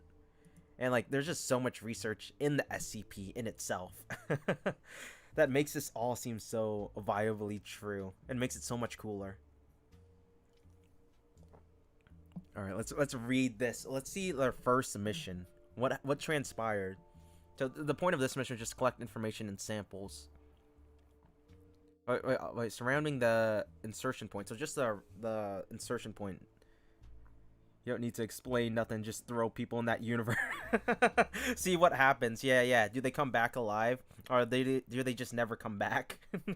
Tell them to, like, stay on the other side of the rocks. The entrance of the other universe for a solid week. If they don't come back, then you know something's up. You know something's up. I wonder what destroyed Earth. What is the thing that will put the nail on the coffin in good old Eartho? Alright, so the following is a transcript audio and video recording captured by MTF Epsilon 13. Oh my. who were tasked with surveying the SCP-2935 immediately after it was discovered.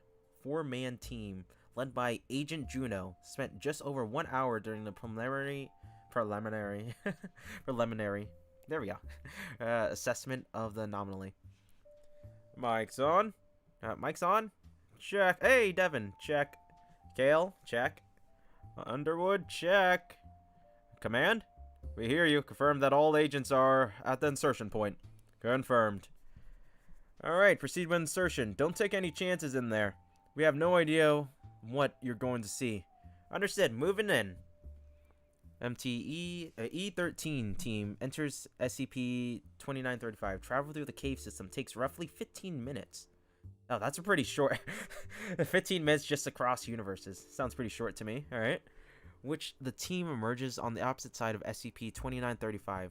After cameras adjust to sunlight, the surrounding landscape is visible. Christ. Yeah, holy shit.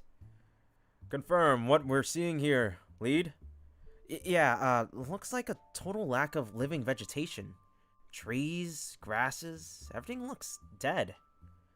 Temperature's reading coming in 24 Celsius. Sounds right?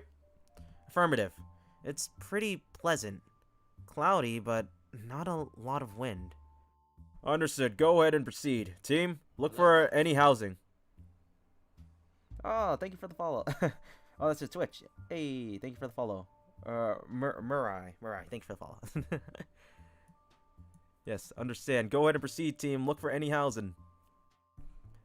Is this the area we just left? We're trying to confirm that. Can you identify anything nearby? If we go up this ridge, there should be a road there. The one we came in on. Let's head that way. Team moves up nearby ridge. Yep, that's the road. Command, hard to say for certain yet, but preliminary observation points to this being the same locality as our side of the cave. Understood. Proceed with caution. Understood. Team moves north on nearby road after roughly 2 kilometers of travel. Team encounters a farmhouse. 2 cars sit outside. Command, there's a house over here. Going to go check it out. Understood. Team lead, have Underwood set up the broadcast relay you've got. We wanted to try and respond to that signal. Got that.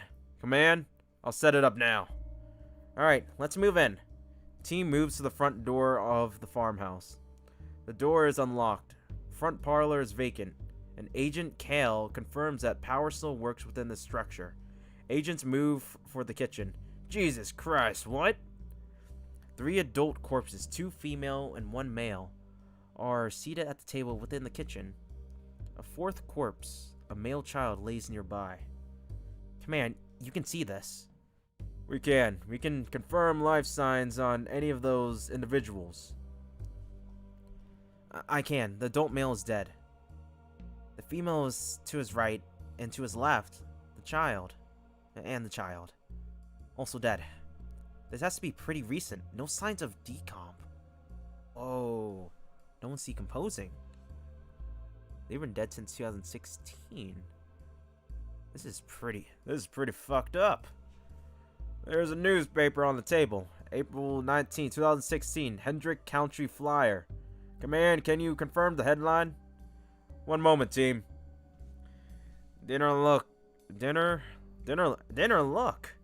Chicken, mashed potatoes, green beans. Confirming that headline. It's accurate with the newspaper on that date. What the fuck? It's stale, but there's no... Wall clock says the date is April 28th, 2016. That's today. Same time, too. 09:45. Same as my time. How long have they been here? Boss, look. The food. What about it? It's covered in dust. They are too. They've been here for a while, but the food, it's all stale. But it's not rotten. That chicken should have been covered in mold by now, but there's nothing. See, even the potatoes. Yeah, I see it. Team, we want to get some samples. Some of that food samples from the individuals in the room. Hair, skin, fluids, if you can get them. Any electronics in the room? There's a laptop on the desk in the next room. A smartphone in the woman's pocket. Let me... Yeah, battery is dead. Collect it. See if there's anything else of note nearby. And get back outside. We don't want to keep you over there for too long, until we know more about that environment. Agent Kale collects biological samples from the corpses, as well as from the food on the table. Agent Juno surveys the rest of the home. Agent Devon moves to the living room and turns on a television. TV works. Just flipping around, there's not a whole lot other than test signals. Fuck me. Shit. Boss, come here. What do you got? I think it's a home shopping network. Look. Television shows the set of home shopping networks. Two individuals are on screen, one laying near an empty chair, and the other facing the camera directly. Neither individual is moving. The backdrop has been burned. Automatic fire suppression system seems to have been triggered, and red emergency light flash off screen. Mark Q at the bottom of the screen scrolls as usual. Date reads April 28th, 2016. Alright, yeah, let's get out of here. Kale, come on, we're moving.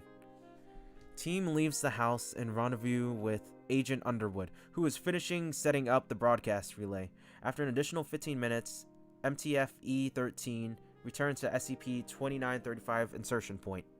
Before returning, Agent Kale collects samples of nearby vegetation for study. You may know what I just realized, boss. What's that?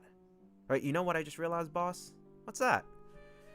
It's somewhere in the Midwest. Do you feel like anything is missing? What do you mean? Listen, there's nothing. No birds, no insects, no car noise, nothing. Just the wind. It's so goddamn quiet. End log. At the conclusion of this mission, the team returned to SCP-2935 access point. However, team was then given instructions to stay within SCP-2935 and establish a forward camp and await additional members.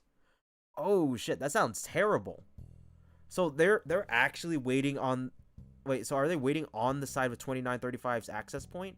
Or wait, are they inside 2935 or are they outside? They returned to the access point, however, team was given instructions to stay within. Yeah, they're staying within SCP-2935. Oh, I don't know about that, Chief. That sounds bad. That sounds like an accident waiting to happen. Jeez. I guess they're just doing further research then. Okay. Let's check out the next mission. First, let's close this one down. Close addendum. So that was codename Gauntlet. That was their mission. So next mission was codename Overland. Mission abstract: to gain access to Foundation Site 81 and attempt to retrieve information from Foundation server. Oh, so they're trying to enter their other Foundation sites. Yeah, to gain information, because like since they always document their stuff. All right, so Mobile Task Force Epsilon 13. Manifest Destiny, 16 members. Whoa, they've updated their member count. Okay, so this is Mission Overland. So the following is a transcript of audio. Yep, it's the same stuff. Okay. So their mission is... Let's hear. Oh, excuse me. Ooh, burp. It's a soda. There we go. Alright, so the following is a transcript audio and video recording captured by Epsilon 13. The 16-man recovery team, led by Agents Juno and Roy, were given instructions to commandeer functional vehicles within SCP-2935. Oh, for easy. Okay, and reach Site 81.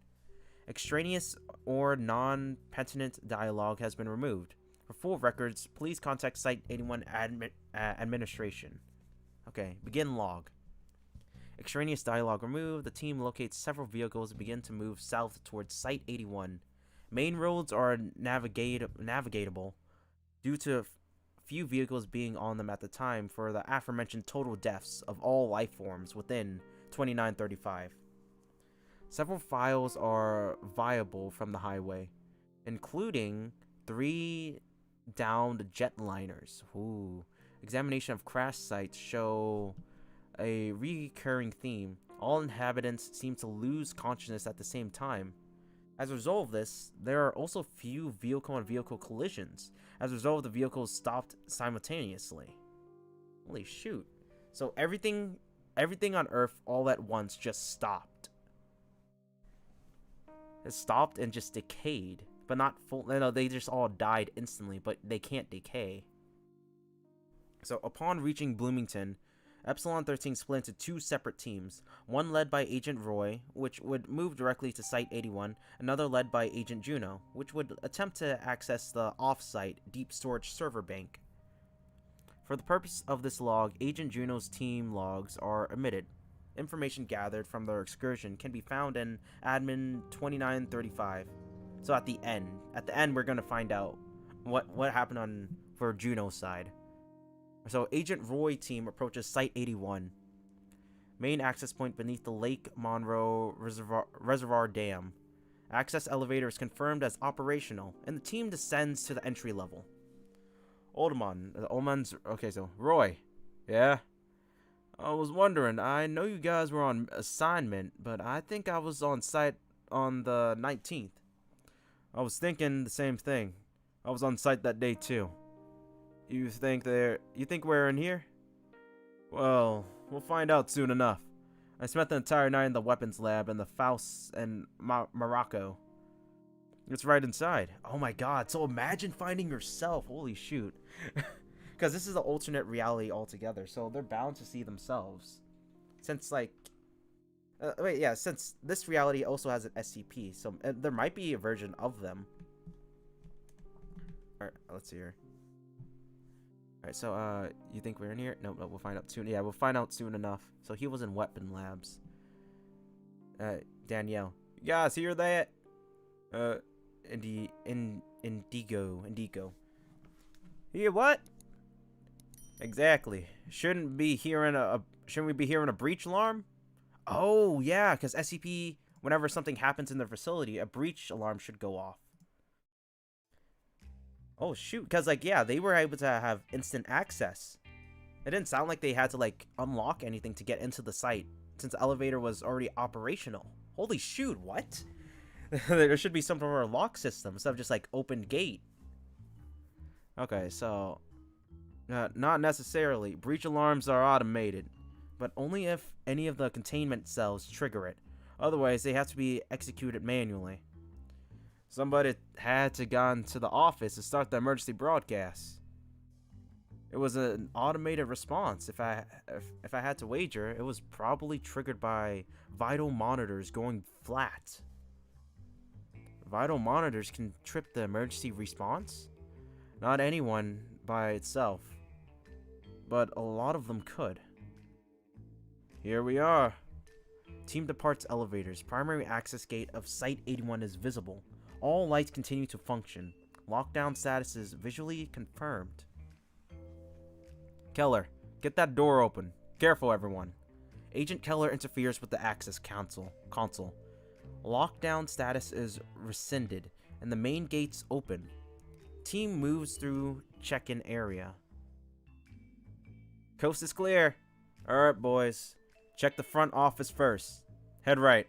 Team enters Site 81 front offices. We've got bodies over here. Yeah, we should expect a lot of that. Anybody recognize them? I mean, they're really dehydrated, but that's Desire Clark. And that's Max Westmeister. John Cabin over there. This one is Elsa Watson. They're all staffed at 81. And probably working that day too. Anybody know what time they mark off their calendars in the office? Not until first shift shows up. 8 a.m. local. Makes sense. Last checkoff is April 19th. Keller, patch into the system again and try to find out what triggered the emergency broadcast. Ullman, you and Indigo, check the break room over there. See if... I don't know. Boss? Sorry, shit. I wasn't expecting this. I like this anyway. That would be messier. Breaches usually are, but this is clean. I mean, they're pretty obviously corpses, but they're clean. No blood, slight post-mortem excretions, but it's all dried up at this point. Think it was a disease? Let's get some samples. Swap surfaces. Use Indigo's kit to check for microbes. Juno's boys found a house without a trace of them. And Command wants to know if that's consistent. Be careful not to contaminate any surfaces you're collecting from. Keep your suits on, don't deglove, etc. Right, let's move. Radio in for if you need anything. Will do. Agent Ullman and Indigo move to break room. Several other corpses are discovered during examination of the area. Room. Agent Keller's interfaces begin with the Site-81 control system. Agent Ali, Straight, and Danielle leave front office to collect samples from nearby cafeteria. Got it. What's it say? Looks like the system was triggered at 400 hours, 4 a.m., during a routine vitals check. Apparently, there was a malfunction, or rather, the system thought there was a malfunction. All the vitals transmitters had stopped responding since the last check. That doesn't throw up a breach alarm? No, I don't think so. It would probably ping maintenance first, and then system command, and then site command. If nobody responded, it would probably trigger a message to 17.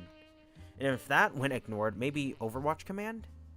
After those all timed out, it dropped into the automated failsafe, locked down the site, and began broadcasting for help. Then it waited. Waited for what? A response from another site, or literally anybody on staff. I think even level 1s can be assigned to timeout lockdowns.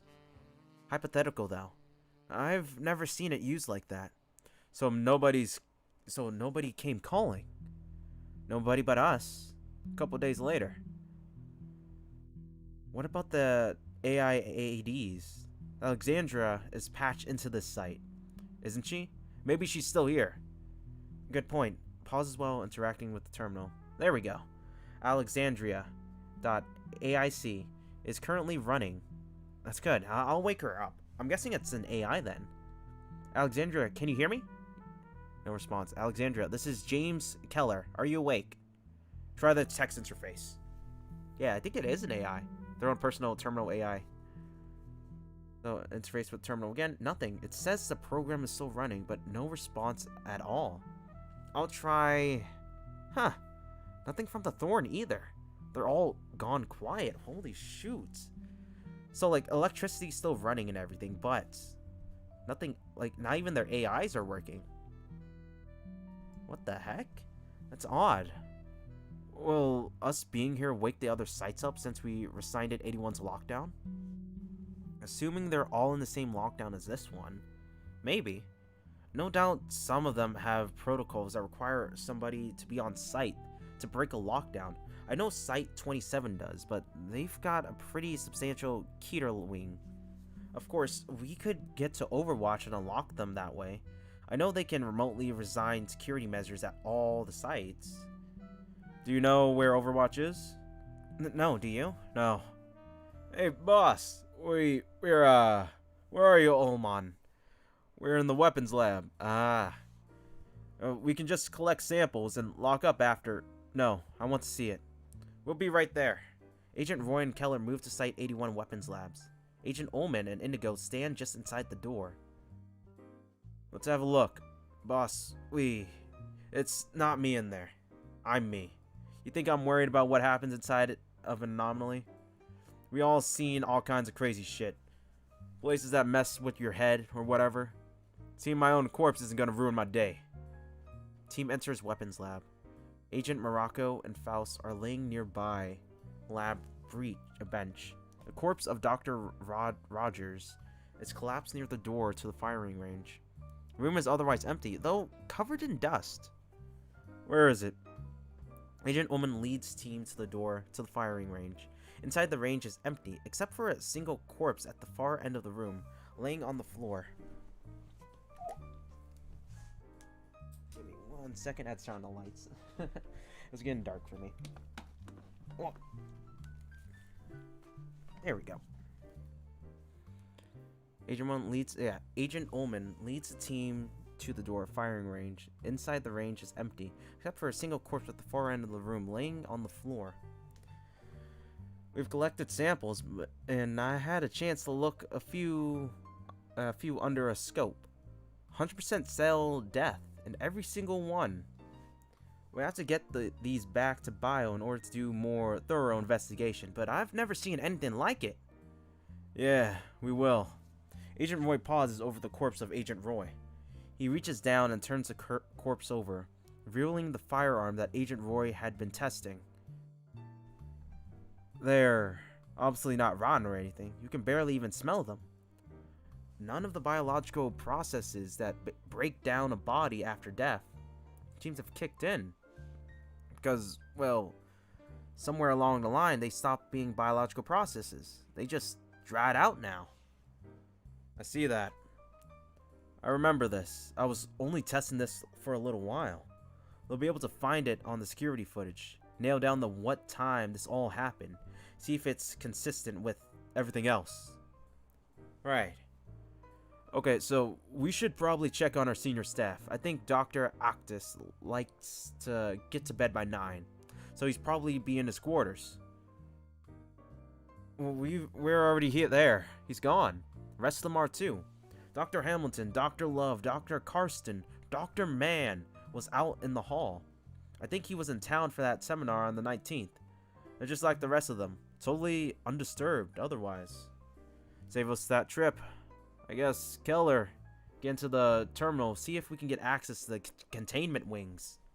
I want to make sure there's nothing in there. I mean, nothing that can get out, I guess. Can do. Agent Keller moves to a nearby terminal. Agent Indigo collects samples from the corpse of Agent Roy.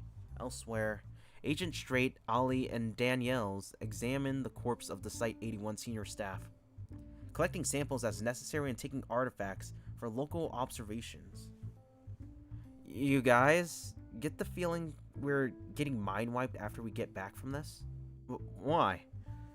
This has to be a huge breach of informational security, right? I mean, hell, I could go look into Octus' sock drawer and tell you whether he prefers boxers or briefs. Who knows what else we could get into accidentally or otherwise?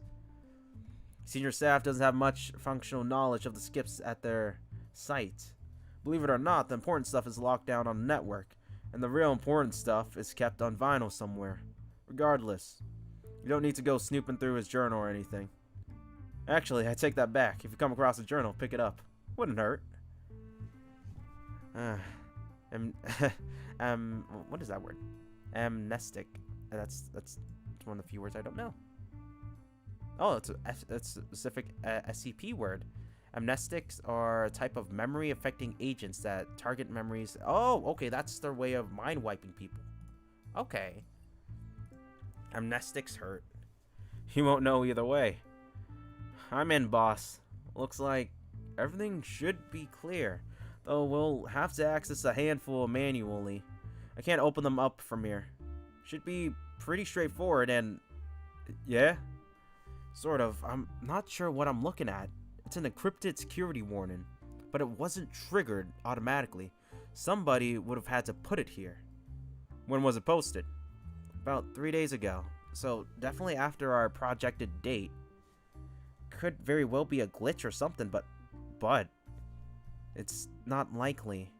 These kind of things don't just show up. Too many fail-safes. The system won't throw up an encrypted message unless it's absolutely unnecessary. Oh, absolutely necessary. Or somebody put it there. Pauses. Video and audio recording equipment cuts out briefly. Right? Right. Wait, what did Keller say? I feel like, or somebody put it there. Huh. Alright, well that's interesting. I feel like that's just a super important piece of information that's just missing. Alright, I'll log it. Transmit it back to Juno's team. Have them relay it local side. See what they can make of it. Sure. Just received a message from them. Looks like they've finished up. Says they're going to roll our way here in a bit. Alright, let's head downstairs then. See what the skips have been up to. Team assembles outside the staff dormitories. Team moves to a lower level access elevator. Team arrives at the first containment level. What's about you boys? I feel like somebody is watching us. I feel it too. It doesn't feel right. There's something else in here. It's just the 7 of us. Get your hands straight. Let's move. Alright. That big fleshy thing. Oh, wait, whoa. SCP-2151. That's here. Yeah, team begins to check safe class containment cells. A big fleshy thing. What is 21? I don't know that one. We're just gonna take a slight detour. Big fleshy thing, just to look at it. Oh, what the hell is that?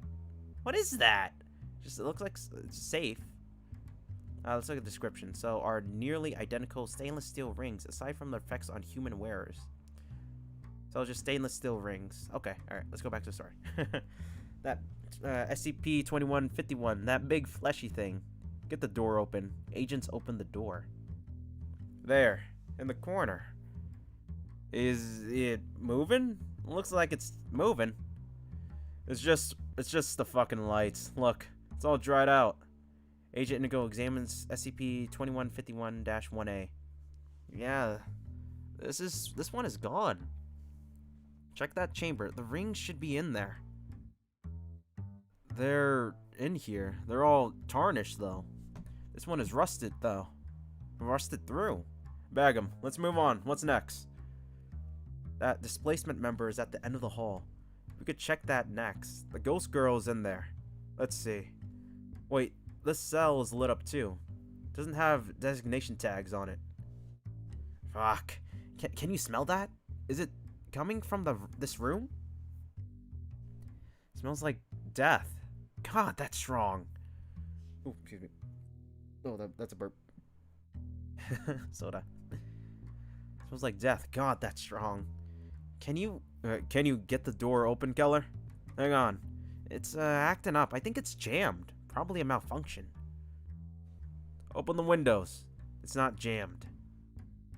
Oh, fuck. That one's decomposed. Wait, decomposed? Whoa. Christ alive, you're right. Why is it so much different? Who is that? They've got on a jacket. Hey, hang on. Oh, man. Keller, that's you. You're sure? Agent number 1703. Yeah, the name badge is, covered. But you can see the ID number on the other sleeve. See? What the fuck happened to you? I'm actually not sure. I definitely wasn't on site on the 19th or the 20th. That's really weird. Well, come back to it. Let's keep going. Team moves down to SCP-2966 containment cell. Isn't this that skip that... Yep. Did they ever get that resolved? No, not as far as I know. Agent Straight opens the door. Alright, let's see what 2996 looks like. Warning. The security of this file has been compromised. It's been compromised? Holy shit, what is this? Information contained below may not be accurate. Holy shoot. What is this? Emily Nye. Whoa. Killer. Upon its killer. So, this is concerned to me about the state of SCP-29 emotional health. Holy shit. What is SCP-2099? Is contained within the... Okay, what's its description? It is a Class 2 incorporeal humanoid entity. So, 2996 is a Class 2 incorporeal humanoid entity. Initially discovered in an abandoned home in Nashville, Indiana, appears to be a young human female of European descent with black hair and blue eyes, and a number of visible wounds across its entire body, including a major gunshot wound to its right eye. Jeez. Default incorporeal entity used for NPDN devices has allowed Foundation personnel to anchor SCP-2996 in the physical state during examination. It is currently hypothesized that the use of those devices, along with other aspects of containment, is the source of 2996 deteriorating mental and emotional state. Claims to be 8-year-old Emily Nash, the subject of a murder in Nashville, Indiana in 1929. Data recovered from the various sources have supported the claim that Emily Nash was found dead in her home. However, the listed cause of death was suicide. During the interviews, 2996 was rejected any evidence that supports suicide, and was vehemently remarked as several occurrences that its killer was a close friend and neighbor. One 13-year-old girl, or 13-year-old James Franklin. The existence of this individual in Nashville in 1929 has not been verified. However, its efforts to collect additional information are ongoing. Aw, that just sounds like a sad case. That just sounds like a sad case right there. Alright, so let's look into this again. So that's her cell they just discovered. Isn't that the skip that... Yep. Alright. Agent Strait opens the chamber door. Fuck. Is that the displacement chamber still functional? Looks like it. So, what's that all over the inside of the chamber? If I had to guess, I'd say that's the ghost girl. Did she explode? Maybe had an adverse reaction to dying twice. Can we get the chamber open? I'd advise against it. Our suits aren't rated for whatever is in there. You should see the monstrosities they have to wear when they have to go clean this thing. Fair enough. Let's keep looking. Team continues to check the containment cells, all with similar results. All biological anomalies entities are confirmed to have perished, while non-biological artifacts or entities had become inert. This continues for an additional hour. Something just occurred to me, boss. Yeah? Did you get the memo a few months ago about them moving that skip to 19? The lizard. Yeah, I was assigned to that job. It passed through 81 on the way there. It did? Was only here a few days. Wait, what lizard? Which days? Downstairs. Come on. Team moves to the lowest containment level. Agent Keller resigns lockdown status of a containment wing. Most cells are rated for lucid encounter class entities, but are empty. Holy shit. Is that 682? Oh my gosh. Because 682 is unkillable. Could 682 live through this? Whoever like killed all of Earth? Because it has extreme regenerative capabilities. So it might just be dying and like being alive at the same time, constantly. They moved the lizard here and didn't tell the site staff? Only essential personnel. Staff tends to get nervous. Wonder why. Quiet. It'd be just around this corner there. Team faces a containment cell. Green indicator's light is lit, indicating that the containment cell is active. Oh shit. Get the door, Keller. Hey boss, hang on. If we open that door, it's still, you know, the way it usually is then. We're fucked, I know. Motions to Keller. Agent Keller opens the security door. Team enters containment cell. Within the cell is a large sealed container. A tank of acid site above the tanks, as do several other containment-oriented machines. There's a door over there. Agent Roy opens the door to the container. How? Is SCP-682 yet the undying lizard, the abomination, the unkillable being itself, is visible within the chamber. Entity displays no signs of life. Dude, that's insane. It's actually unkillable. It has extreme regenerabilities, super strength, speed. How? Okay, and also incredible intelligence. That's impossible. That's fucking impossible. There's no way. Agent Indigo approaches the corpse and proceeds to examine it. After a short time, he steps back. Yeah, it's dead. Team remains silent for a moment. Agent Alley runs his hands across his head. You know, I'm starting to feeling weird about this place too, boys. Let's get topside. Do you want me to collect some samples? It can wait. The team returns to the surface. Little is discussed on the way. Team rendezvous with Agent Juno's acquisition team. Both teams dispatch automated drones to SCP-2935's access site with collected artifacts and information. What the hell? That's nuts. Dude, SCP-682 is the freaking unkillable lizard. He's actually immortal.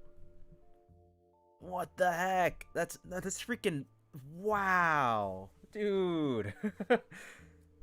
that's a discovery right there. Whatever killed everything on Earth has the capability of killing this beast, this behemoth. The thing that's literally immortal, practically immortal. I guess not immortal anymore. But still, even after having all its limbs cut off and everything, 682 can just regenerate. I wonder if no 682 was locked up. It had no. It wouldn't be able to like bring the death of the human race. At least get in contact. I know it has extreme intelligence, but what the heck? Oh my god, that is nuts though. Murray, I'm in the same boat right now. It's scary when you don't have something physical to fear, right? Like, it's one thing to like be afraid of the physical thing, since like there's a way to come through with it, because it's just, if it's a physical thing, you can rationalize it for yourself because it's something you can grasp onto. But the possibility of the unknown in itself is what's the scary part about all of this right now. Because right now, it's just one giant mystery. Like, what the hell has killed the Earth and everyone? It stopped the cycle of life entirely. Like, every single cell, every single microscopic thing on the planet has frozen in place and entered a dead state, but not decomposing. It's nuts. Like, what the heck, man? Damn. Okay, well, we're on third one right now. The third mission. Codename 19. Damn. Like, wow. Yeah, Roy's side of things pretty nuts, though. Let's see. I think next is Juno's side of the story. Juno and her squad. Oh, their squad, yeah. Holy shoot, man. Oh my god. I'm just thinking about it still. It's just nuts to think about.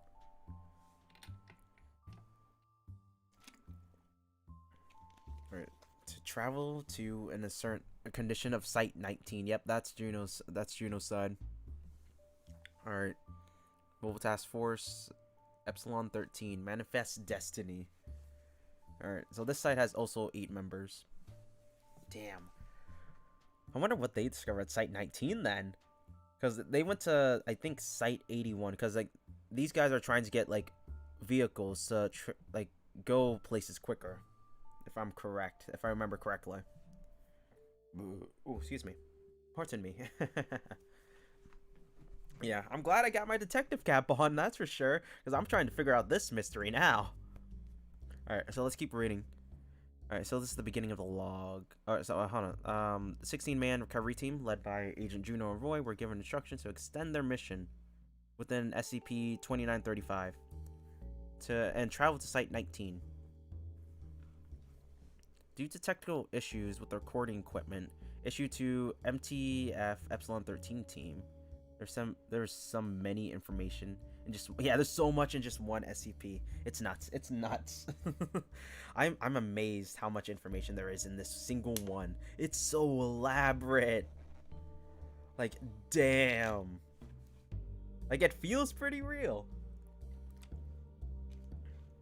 All right, let's see here. So the remaining recorder so all but one recorder failed to transmit to the broadcast relay, which was weird because they're supposed to like go back and forth on signals. The remaining recorder belonging to Agent Keller continued to intermediately transmit audio only during the entire duration of the 6-day expedition. After the first day, Command was able to relay with Agent Keller and inform him of the state of the transmitters. It is believed that Agent Keller received this message, although not certain, as Agent Keller made no attempts during the mission to attempt to repair the transmitters. The following are excerpts of Agent Keller's audio transmissions. Alright, so this is Agent Keller's side. Well, yeah, this is all Agent Keller? Holy shit, this is all Agent Keller. So next one's Juno. Alright. But this is like all the audio you picked up. Alright, southwest of here. Hang on. There we go. There are a lot of system messages in here. Looks like a lot of sites were trying to automatically contact 19 for assistance. I think some of these sites I haven't heard of. That one might even be same as the transmitters at 81. Yeah, but this one doesn't do an hourly check. Just pings them all every few seconds. 01113 hours. So what time would that be? That'd be 1:13 a.m. So that would be 3:13 EST. That fits in our projected timetable. Power failure?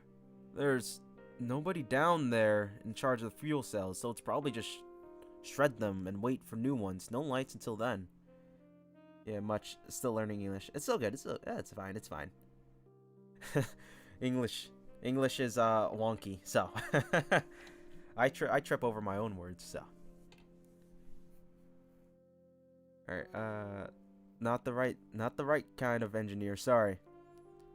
Should be one down the hall. Yeah, he's dead.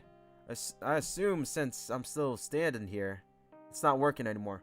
All we have to do is touch it. Bag it. Throw a sticker on it. Let them know the amulet won't do anything to them. Hang on.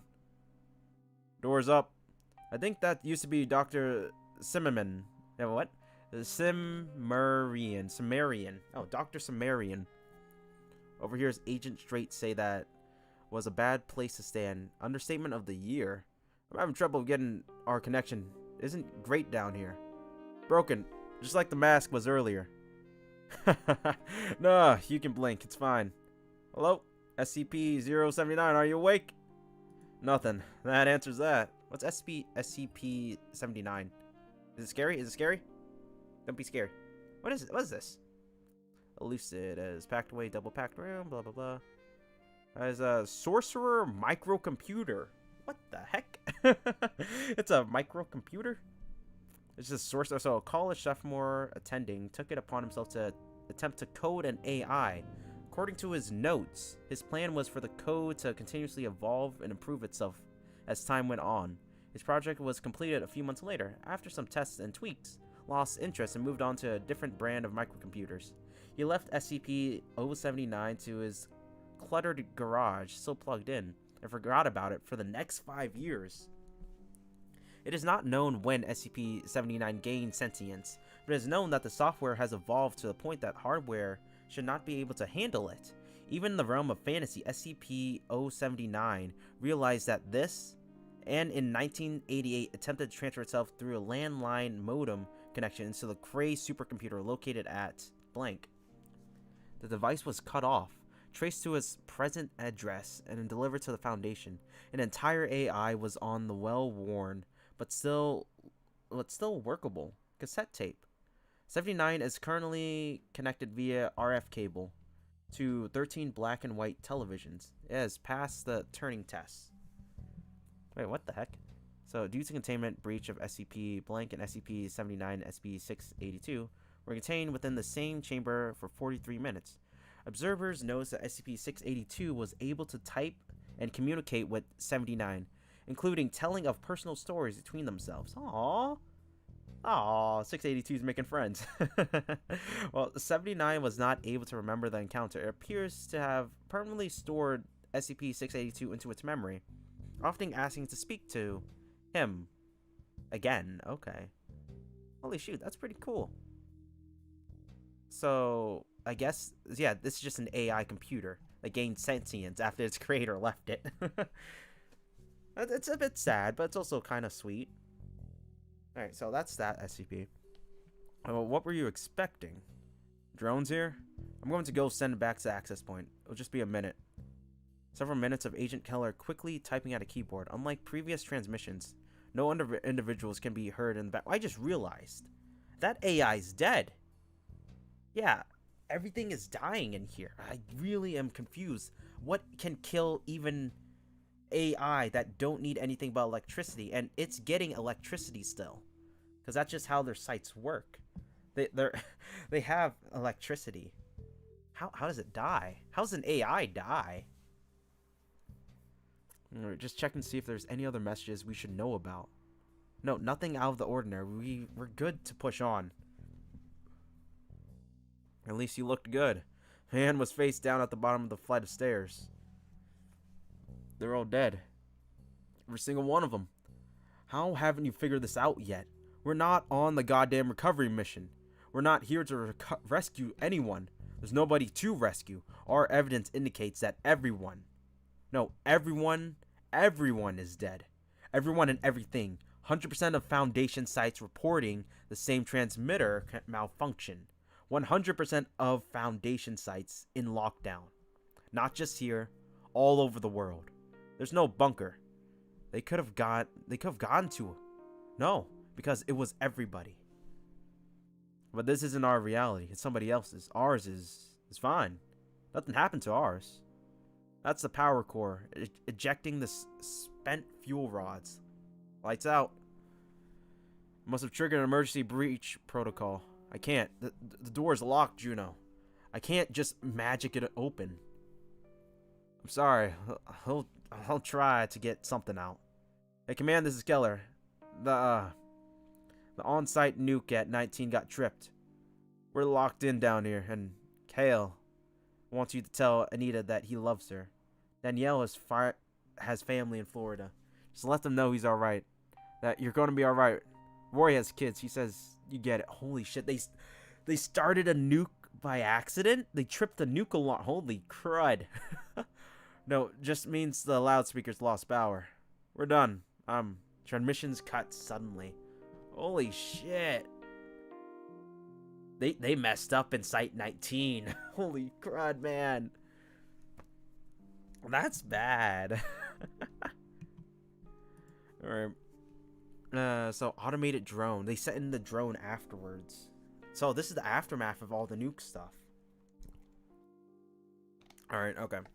So, the following transcription of the audio and video recorded automated Foundation drone. So, SKF 1951. Launched by Site 81 personnel at 2935's access point. The planned mission was to use the drone to gather information about SCP-2935, as well as the contact Epsilon-13, and retrieve artifacts and data collected by the team. Alright, I'd like to say rest in peace, Epsilon-13. Y'all were heroes. You went into 2935 looking for answers. I guess in a roundabout way, it gave you an answer. A nuke. It gave you a nuke. A big one at that. Done in by your own weapons. What a twist. What a world. Man, this drone, it surveyed a lot. Alright, let's hear.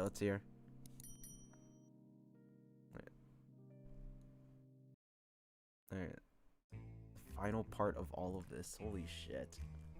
Alright. Drones move across from access point onto nearby road, which it uses as a runway for takeoff. Drone ascends to an altitude of 3 kilometers. From this height, the surrounding area is clearly visible. The entire region is completely devoid of all forms of biological life. Many trees have collapsed, likely due to the high winds, and large drifts of sand and dirt are beginning to form along roadways and houses. To the west, a storm system is forming, moving east. The drone turns east towards Indianapolis. As previously confirmed by Epsilon-13, US HW-70 is almost empty of vehicle traffic, save for the occasional semi-trailer. Several large fires have broken out across the dried vegetation and buildings in nearby towns. In the distance, the Indianapolis International Airport is visible, with several other large fires nearby, likely due to the downed planes. A large pillar of smoke obscures the cameras briefly, and after passing it is confirmed to have originated from a downed Southwest airline 737 jetliner. On approach to Indianapolis, the city appears relatively unscathed. Several small fires appear to have broken out, but have either burned out or been put out by rain. One apartment building on the near west side appears to have collapsed, but most other structures remain intact. Drone turns north towards Site 19, passing over the central north of Indiana, that state, north of Indiana, reveals much of the same: dead vegetation, dirt, and sand drifts, and the corpse of animals and livestock at area farms. Occasionally, a human corpse is visible, though many likely remain within their homes. Camera cuts out. Camera's unable to re-establish link with drone. Although this is not unexpected, drone continues to fly autonomously towards Site 19, and the communication likely disrupted by the storm. Video link reestablished. Drone now in the middle of the thunderstorm. Off heading slightly. Lightning strikes nearby. The camera cuts out again. After half an hour, video link is reestablished. Drone begins to descend. GPS determines that drone is nearing Site 19, roughly 35 kilometers northwest of Lansing, Mississippi. Or Minnesota, I can't tell. I always forget which one MI is. Just for clarity. Michigan, it was Michigan. I was wrong about both. Okay. Lansing, Michigan. To the far northwest, a large fire is visible. Below, another jetliner is visible, having crashed into the Spartan Stadium of Michigan State University. A fire burns on the Red Cedar River, just north of the university. Drone begins final descent, closing in on Site 19 compound. After clearing credentials with Site 19, the drone lands on the northeast airstrip. Near the staff dormitory access building, the drone had transmit its coordinates to Epsilon 13 team. Deploys solar panels and powers down. 5 hours pass. Drone is activated by Agent Keller. Proceeds to load a parcel of collected artifacts into the underside of the drone. Agent Keller's radios heard receiving communication from his team, although the messages are unintelligible. Lastly, Agent Keller loads the drone with a large amount of recovery data from recovery team hard drive. Agent Keller then crouches in front of the primary observation camera. The agent reaches forward to clean the camera off with the back of a glove, and then stares into the camera. I don't have an answer. I don't have any answers. I don't think there are any. I'll do this one thing, and hope that fixes it. Seal it shut. You've got to lock it in here with us. I'm sorry. Wait. They found something then. Lock it. What is it? Agent steps away from the drone and returns to access building. 10 minutes later, drone departs for SCP-2935 access point. Roughly 2 hours into flight, drone detects a large explosion in the direction of Site 19. Mushroom cloud indicative of an old site, indicative of an on-site nuclear device has been detonated, is visible on the horizon. Return trip otherwise uneventful. Drone recovered on local site of SCP-2935 without further incident. Artifact and data moved to Site 81 for investigation. Holy shoot! So, it was no coincidence that the nuke went off, is what it's saying. Yeah, cause let's reread this for a second, right? Seal it. What Keller said was seal it shut. You've got to lock it in here with us. I'm sorry. Holy shoot, man. Yeah, oh my god, damn. So, in the end, they did find out what did it. But, they really just did not have enough time to explain it. Because the nuke was going off and they had to send the thing out of there. Yeah, the freaking, what do you call this? The recon. Yeah, the recon droid. Man, that's freaking nuts. That was codename Emptiness. Sheesh, the freaking drone. There's one piece left over. There's a thing right after it, which is like access, recovery data, and artifact list. Let's look at that. Maybe that will give us some sort of closure to this whole story.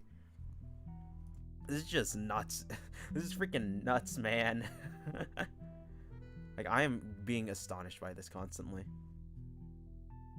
Alright, let's pop this puppy on open. Okay, so yeah, this is all the data that came with it. Okay, let's hear. So, sample of various vegetation. Access point, recovery site. All specimens were severely dried out and confirmed as having no remaining life cells. Alright, that's what we already know. Dried out, no life cells for all insects carcasses. Okay. Copy of Hendrick County's flyer dated April 19th, 2016. Covered in dust. No signs of microorbs or other living biological material. Hair and skin cells for adult male. Total cell death. Alright. For female, total cell death. Okay. Yep. Male child also. Total cell death. How about this? Cell phone collected off adult female corpse. Samsung Note 5 smartphone in white. Okay. Last communication sent from the phone on April 19, 2016 at 20:41. So let's see here. That would be 8:41 p.m. EST. Message reads, "Are you guys still planning on playing cards tonight? I have Steven, but he'll still probably be asleep soon." Just casual message. What hit them then? Alright, okay. So various foodstuffs, dried out and covered in dust, but no evident signs of decay. Analyst shows no signs of microbial life throughout any of the recovery food items.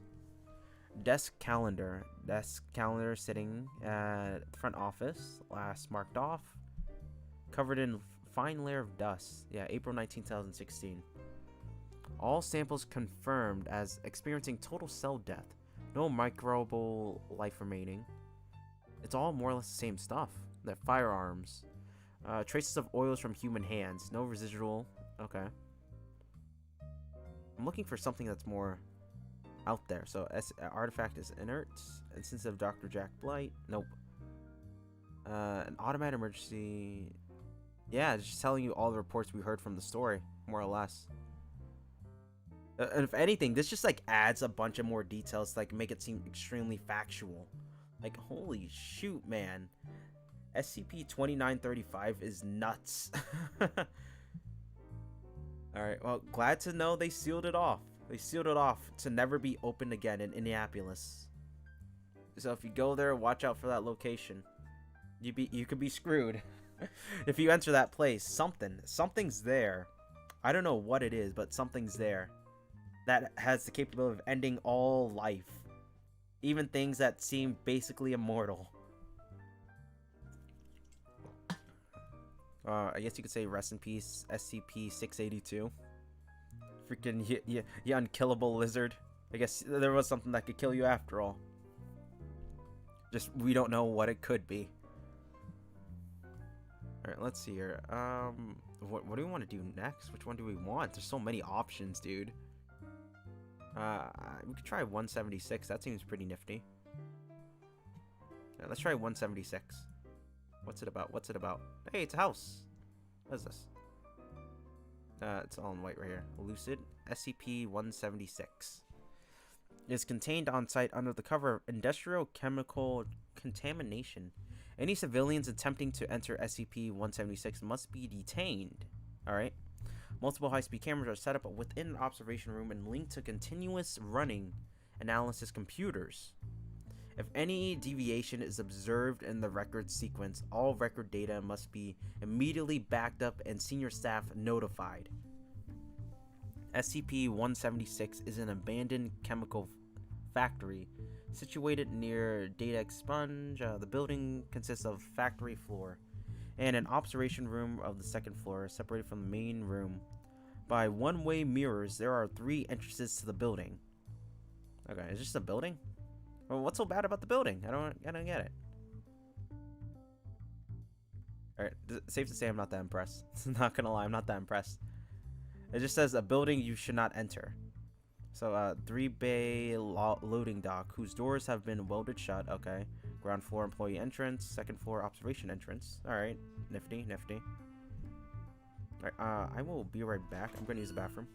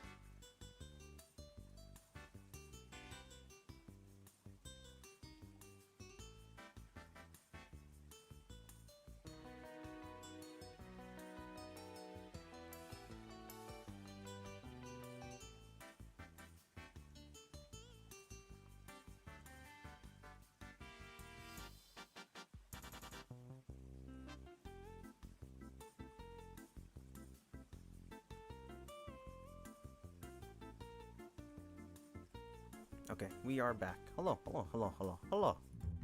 Hi, I'm here. Alright, now let's continue. Let's continue. I'm still confused what's so dangerous about this building. It's just a chemical factory. I mean, I guess chemicals in general are dangerous, but I don't really... You can tell my bewilderment is just getting up there. I'm like, what? Compared to the last one, this one just seems kind of whatever, you know? Like, sorry if yours is if I'm shitting on your favorite SCP right here, but it's just a factory. Compared to the last one was pretty intense, man. Alright, but let's read a bit more about this one, because I'm curious. What makes it such a big threat? It being chemicals and all that. Alright, let me pop this puppy on open. There we go. Alright, so yeah, when the main building is entered via loading dock or employee entrance, no anomalies are observed. Merely an empty room in severe disuse and disrepair with a small amount of metallic debris consistent with the striped down. Excuse me. Abandoned factory. The inside staircase leading up to the observation room is missing and inaccessible. And so far, every attempt to enter the observation room via the inside of the factory through the access door or windows have failed. When the observation room is entered via the second floor outside the door, the factory observation room, consistent in disuse and disrepair to the rest of the building, is found. However, when the factory floor is viewed through the observation room windows, the anomaly property of SCP-176 is visible. The view from the observation room shows a static, repeating scene that lasts approximately 11.3 seconds before repeating. Visible through the window is a room of the same dimensions and a layout as the factory floor, but painted white and sterilized. Set up in the middle of the room is a huge electronic device, indeterminate function, covering at least 50 square meters and exceeding approximately 2 meters in height. At its highest point, 5 individuals in white clean suits appear to be working on the device. Approximately 5.9 seconds into the scene, the employee entrance door burst open and 4 individuals wearing black tactical armor with no identifying marks of emblems enter the room and open fire on the research personnel. Wait, what? So approximately 5.9 seconds into the scene. So the scene, it shows you, like, through the window. The employee entrance door bursts open, 4 individuals wearing black tactical armor. No identifying marks. So what the heck? At 11.3 seconds, the device in the center of the room emits an intense flash of light and radiation. And the scene resets. Analysis of the thousands of instances of the scene has shown no variation in the sequence. So far, all attempts at interacting with the scene has failed. Any attempts to breach the window or door from within the observation room are met with resistance and inconsistent with the suggested strength of the materials comprising their frames. To date, all attempts that have been resulted in successful penetration of the door or window have resulted in the damage being instantly reverted along with the sequence during the burst of light. Any tools or limbs extended outside of the observation room are clearly severed and have never been found. Research is going on the nature of the device at the center of SCP-176. So it just shows you a clip? That's what it sounds like, it just shows you a clip. Alright, let's read the actual analysis of it though. So analysis has yielded information regarding the visual visibles in the scene. Also, unidentified research number 1. Male Caucasian, approximately 40 years of age, with brown hair and green eyes, stands in the southeast corner of the room. Reading from the standard monitor. Hit 3 times in the chest by automatic fire at approximately 8.1 seconds and appears to be killed instantly. Male Asian, approximately 35 years of age, with black hair and brown eyes, stands in the left of research number 1. Carries a clipboard with indecipherable writing on the notepad. Hit once in the right shoulder at 8.8 seconds before dropping to the floor on site behind the device. Researcher number 3, female Caucasian, approximately 40 years of age with brown hair and amber eyes, sits at the desk in the southwest corner of the room working at a computer station. is out of line of sight when the gunfire begins, takes cover under the desk, appears to be reaching for a weapon of some sort shortly before the end of the sequence. Yeah, this is weird. This is super weird. Like, I have a little theory, but I want to keep reading like all about all the researchers and assailants before I say it. Just to, like, see if I can clarify my ideas about it a bit more. Alright, researcher number 4, male Caucasian. Approximately 45 years of age with brown hair and indeterminate eyes. Stands in front of the device to the northeast, with his back to the observation room. Shot twice in the head at 7.2 seconds. Killed instantly. Now, researcher number 5, male, indeterminate. They don't know their age. Stands in the northwest corner, mostly obscured. Presumably shot at approximately 7.8 seconds and drops down. Out of sight. Unidentified assailant number 1. Male, indeterminate, wielding a suppressed M4A1, enters first, shoots researcher number 4 and 5, then moves towards the device. Assailant number 2, male, indeterminate, wielding a suppressed MP5N, enters second, turns left, and shoots researcher number 1 and researcher number 2, then sweeps towards the southeast. Assailant number 3, male, indeterminate, wielding a suppressed MP5N, enters third, turns right, and moves under the observation room. Assailant number 4, male, indeterminate, wielding a suppressed TMP, stays at the door, covering the others. Alright, so, right, hold on, let me just, like, collect my thoughts real quick about all of this. Because this SCP is super weird. Actually, I'm kind of having a little goosebumps thinking about it all right now. Because basically, the building itself, in a way, gained sentience. This chemical building. So whatever those researchers were, like, looking into, the building itself had gained sentience, is what I'm understanding from all of this.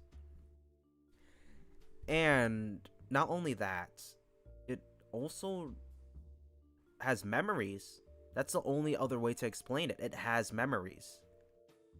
Because it's remembering the exact moment it's the people it was most fond of, the researchers, were murdered before its own eyes, as one may say.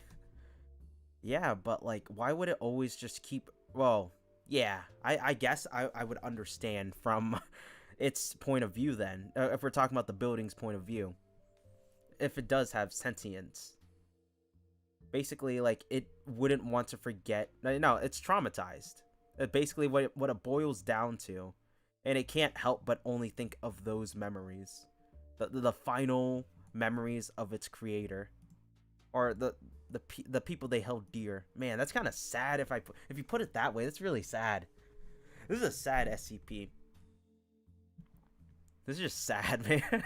This is just a sad one. Like, damn. I'm feeling kind of bad for it. Sheesh. Yeah, but it doesn't really explain a lot about what the researchers were doing. Like, what was their main focal point of researching to begin with. Yeah, this is a weird one. It's a weird one, but it's interesting. It's a lot of food for thought. Like, I have so many questions about this building. All right, I guess we have no choice but to move on. There's no more information about it. Yeah, moving on then. Holy shoot, that's a really cool one. All right, let's look at some items, huh? Let's look at some cool crazy item. What number sounds really cool right now? 993 sounds pretty cool. Stick in a box and forget about it. Oh my god, that's so scary. That's just a clown, but that scared me a little. I'm not gonna lie. I got a little scared there. I got a little scared by just looking at that clown, so I'm just gonna cover my own screen. Imagine a child walking into this building, dude. That would be traumatizing. Look, I'm not usually scared of clowns, but like that clown just scared me a little. Okay, I know it's just like a cartoony version of a clown, but it scared me. I don't mind showing it to you guys, but I won't be looking at it much, right? Okay. Oh my god. I got startled by the image. I see. We haven't really ran into too many images, so that image scared me a little. Okay, it scared me a little. It startled me. What am I talking about? Scared? I'm not scared. You're scared. Okay. Oh shit. Okay. All right. Well, we gotta read this now, right? It's something about an item, because this page is about an item. All right, so I'm just gonna cover my own screen so I can't see. Look, I was startled by it once. Maybe I just have to look at it a bit more, and I won't be as startled, right? Well, I think that's the plan, Chief. I think that's the plan. All right, we're moving up. We're looking. Oh my god, is that scary? Oh my god, I don't like his face. I don't like that he's smiling. Dude, that's so scary. Look at that smile. Ew, gross. Let's go to the description. I don't want to look at his face anymore. I don't care how they contain it, okay? Alright, description. SCP-993 is a children's television program entitled Bobble the Clown, which first began airing in 19-something. SCP-993 seems to have been made in the style of educational cartoon. No wonder I hate it so much. With the primary plot of most episodes being the titular character, Bobble the Clown. Learning... sorry, I just looked behind me a little. Look, I have a little goosebumps going on right now, okay? Bobble the Clown, learning a new skill or activity. The program appears to have no supporting cast, and the setting of the program often changes between episodes. SCP-993 anomalies properties become obvious when the program is viewed. I said terrified for a second. Okay, anyway, is viewed. Anyone watching aged 10 years or older will immediately fall unconscious when the program begins and will remain incapacitated until the end of the program. Later reporting a stabbing headache immediately before blacking out. Children under the age of 10 viewing SCP-993 later report that it teaches and advocates activities such as oh my god, cannibalism, murder, and torture. Dude, I want to get the hell on out of here. Get me the fuck on out of here, man. Oh my god, I don't mean to swear, but that scares the fuck out of me. Oh my god, I have so many goosebumps on me right now. Oh my god, that's so scary. Dude, that's scary. Oh my gosh, I am so oh my god, dude, that's wrong. Oh yeah, I don't like that. I do not like that, like, at all. Oh, I need something cute. Please give me something cute and cuddly. One of these are we need a cute one right now. Just the oh my god. I have more reasons to be afraid of clowns now. Okay. We're moving on. Give me a cute SCP, please. Alright, which one is cute? Even number? Okay, no. Let's go with the first one. I'm covering the picture just in case, because I don't want to see it, in case I get scared. Is living quarters are accessible in subterranean... What? There's nothing cute about this. The physical ones are the worst, right? Here's the thing, it's not physical. That one was not physical is the thing. That one, it was a cartoon. But, like, it came with a picture that was of cartoon education that looked scary to me. I'm just trying to describe why I'm so afraid of it. It also, like, no, like, it was teaching little kids about cannibalism and, like, murder and torture. I'm like, oh my god, that's so messed up. That's cruel, man. That is cruel. Anyone above the age of 10 just becomes unconscious, so they don't even realize the kids are being taught that. That's so messed up, man. Like, oh my gosh. Alright, we need to find something cute again. we need to find an actual cute thing. I just need something to clear my mind, okay? Oh, it's a cat. Oh, it's a cat. Oh my god, it's adorable. Look at it. SCP-1316. Attempted interrogation. Aww. Okay, I feel a bit better looking at this little kitty cat. Alright. All right, let's learn about it. Let's learn about it. SCP object contained at Biocontainment Site 39. It is to be housed in a 2.5 by 2 by 1.5 enclosure constructed from radio frequency. What? Shielding material. A single radio receiver is to be placed in the containment area. That's such a small area, though. The meter isn't big, I'm pretty sure. SCP-1316, in order to record all transmissions, access to the recording transmission, access to transmission of SCP-1316 is contingent, yes, upon approval of at least 2 level 4 personnel. Feeding are to take place twice daily, while litter is to be changed every 3 days by a single D-Class personnel. Only D-Class personnel may come within 10 meters of SCP-1316. Only 10 meters? Really?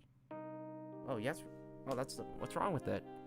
Okay, so 1316 is a female Philius catus, or common house cat. It exhibits no unusual behavior besides marked friendliness to strangers.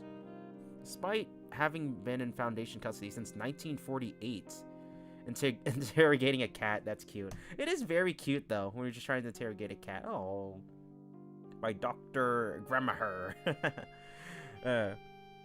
Yeah, but, so this cat's been around for a very long time. It is psychologically identical to a 3-month-old kitten. Aww, shows no sign of aging. Oh my god! Dude, I want that. I know, like, here's the thing, right? I know it's it's constantly in the mindset of a 3-year-old kitten. So it's always in its cute, explorative cat phase. When it's a little baby kitten.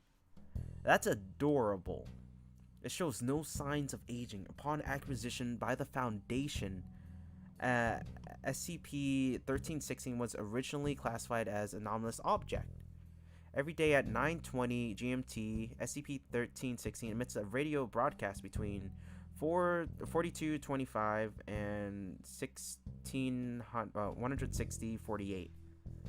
For exactly 5 minutes, its transmission can be picked up on any standard shortwave radio. The broadcast opens 3 bars taken from the British folks ballad Tam Lin, followed by an artificial generated female voice reading a series of 8 numbers.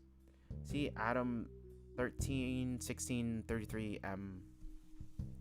Following the incident of 23A, only D-Class are to come into contact with SCP-1316 to reduce the likelihood of intelligence breach. Okay.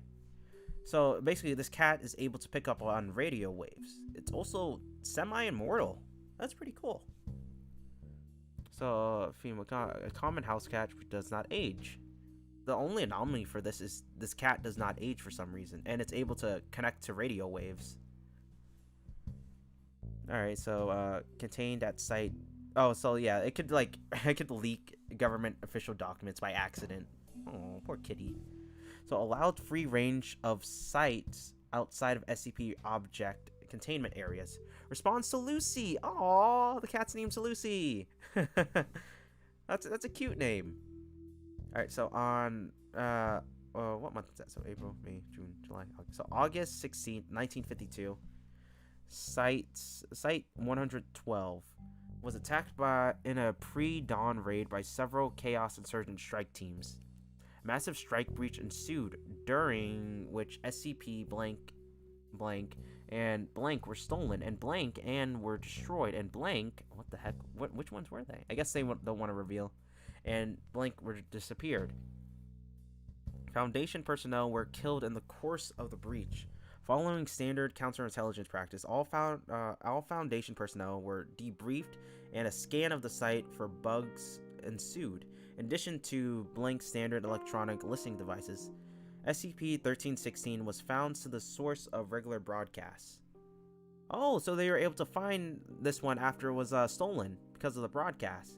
The contents of these broadcasts was determined to be some manner of cipher. Movement of the subject has been restricted, pleading deciphering of broadcasts. Operation successful. Mission complete. Request further orders of extraction. Log of deciphered broadcasts. What? F suspicious. Movement restricted. Requesting extraction. Wait, it was releasing these things. Orders not forthcoming. requesting notification. Confined to a single room. Was promised extraction upon completion of mission. What the heck? Oh my god, I am getting goosebumps again. Holy shit. That cat. Okay, that cat was cute until I realized how much it can speak through radio waves. Holy shoot. Move to a new site. Unclear on status of mission. Requesting further orders. Is this SCP? Oh my god. I'm getting goosebumps all over by this cat now. It was cute until it could speak. Was referred to WSCP design. F knows requests immediate extraction. Unclear if last message received. Extraction requested, please. There is no extraction, is there? Following the 0824 broadcast, SCP-1316 ceased regular broadcast. Other anomaly properties remain. Holy shoot. It's basically a double agent. That's nuts, dude. That's freaking nuts. I'm astonished by that. I got quite a bit of goosebumps from that one, man. Like, not gonna lie, holy shoot, that was cool, dude. That was so cool. I kind of want to do another cute one again. That was so cool. Like, I'm generally astonished by that. I was led into a false sense of hope. I was definitely led into a false sense of hope at the beginning of it all. Oh my gosh. Alright. Hold on, let me restart this real quick. Yeah, but man, like that, I'm not sure how to feel about that cat one anymore, you know? I really loved it. It was cute and adorable until I realized, wait a moment, dude. That cat was a secret agent. Yeah, that cat was a secret agent. Was it Lucy the cat? So you know how like they're in Phineas and Ferb, there's Perry the platypus? So Lucy the cat, oh my gosh. A cat? It's not any cat, it's Lucy the cat. Oh my god. Put a fedora on that cat. It's a secret agent, man. Don't mess with it. It's been around longer than you know.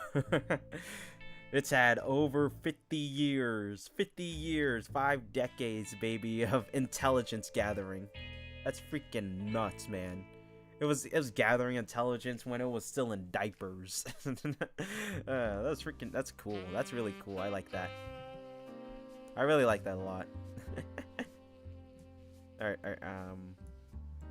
yeah, I think we got enough time for like one more something, you know? Okay, man, this has been fun. This has been fun so far. Especially that, yeah, I gotta say, my two favorite, there's quite a few favorites now.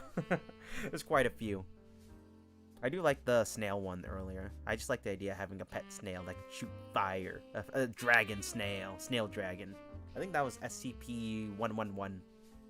Yeah, I think it was SCP-111. Alright, I'm not sure which one I want to do. Do I do a cute one, or do I try to go back to the normal ones? That's a good question. I feel like I still need to mind wipe myself from that the one we do not speak of right now, because I don't want to talk about it anymore. I feel like I need another cute one to cure my soul. I like these cute ones. These cute ones, they send you for a loop, okay? They send you for a loop, and I like the loop. That cat one really got me for a second.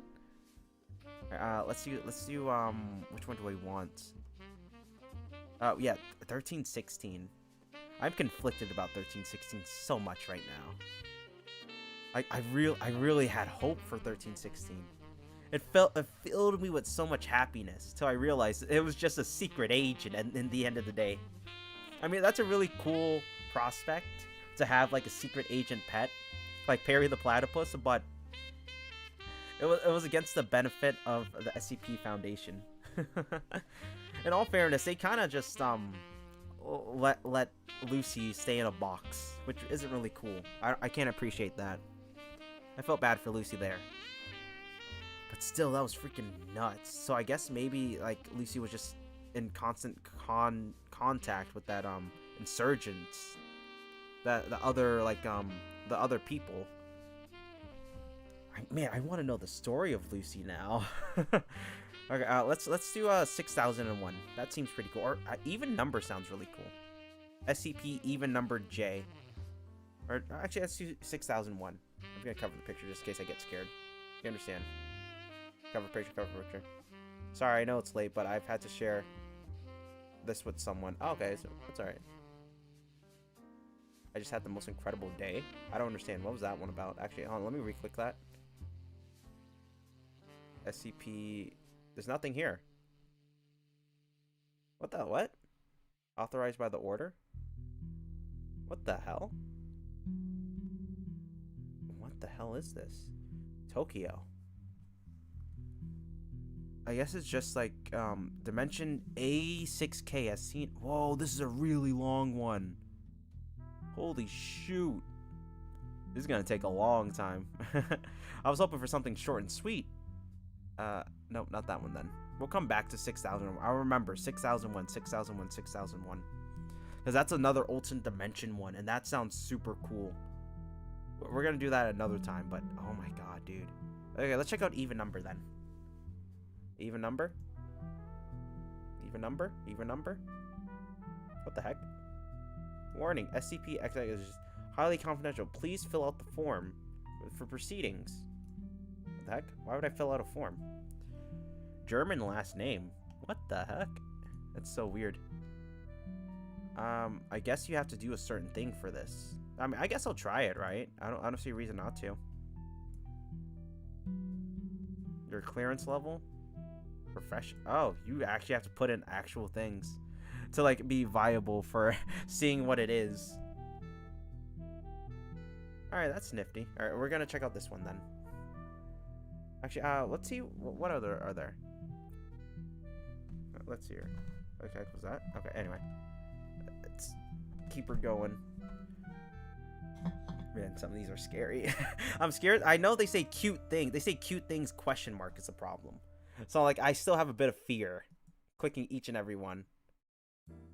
What's this one? So 256. Or we'll look into this one. All right, let's see. So special containment procedures. Information about SCP-2256 is subject to gradual antimatics. I don't know that word. Hold on.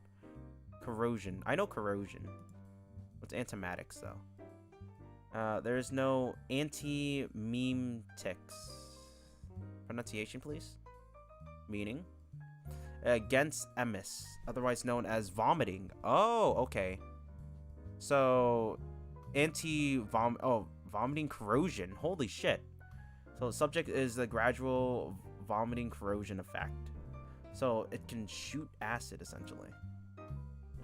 Alright. So, corrosion occurs at differentiating rates depending on the level of... How's this cute? I don't get how this is cute anymore.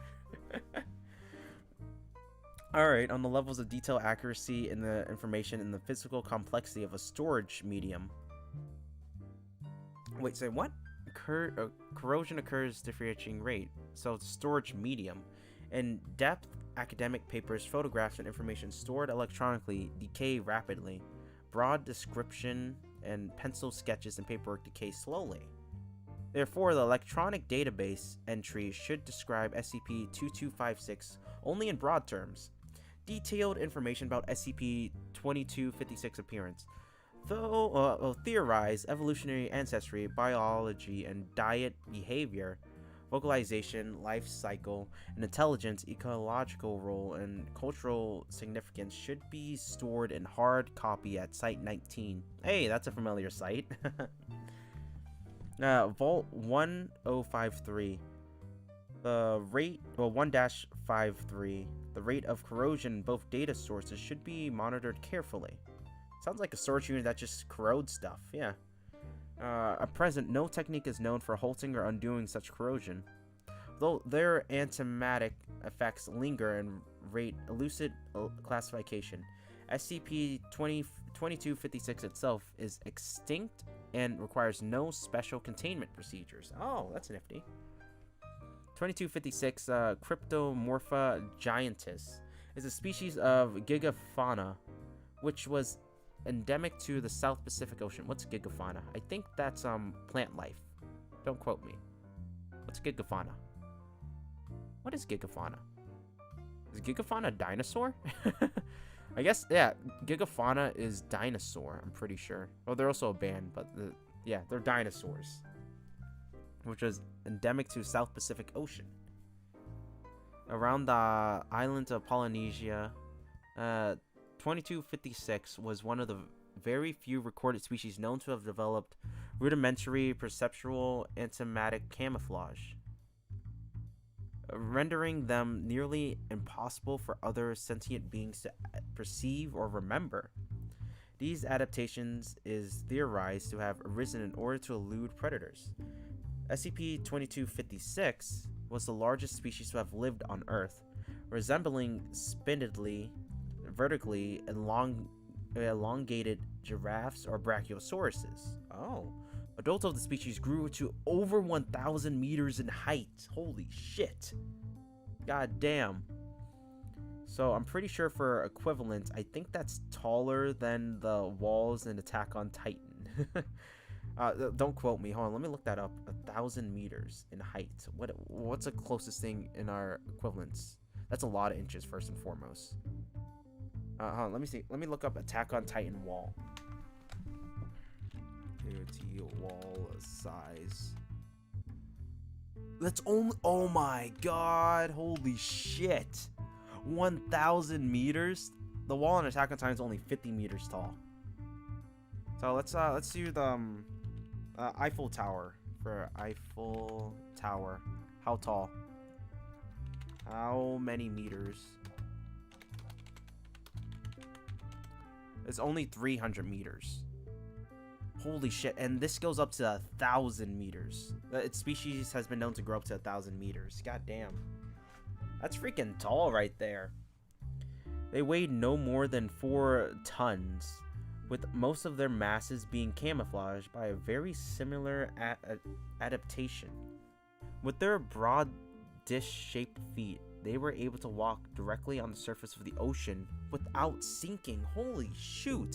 So not only is it super tall, but it's also really light.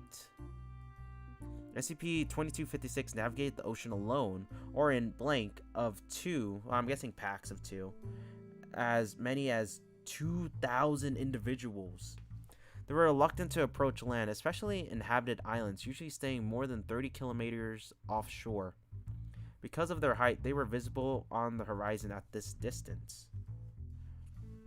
Acquisition. Polynesian natives of the island of Maikiti use a substance called tukoka for recreational and religious purposes, as well as being a moderate psychedelic. This drug had mesmeric properties, suppressing animatic effects, so vomiting effects, and making entities camouflage in this way easier to see and remember. Holy shoot. Amazing to see someone speaking English and using meters. I know, right? I know.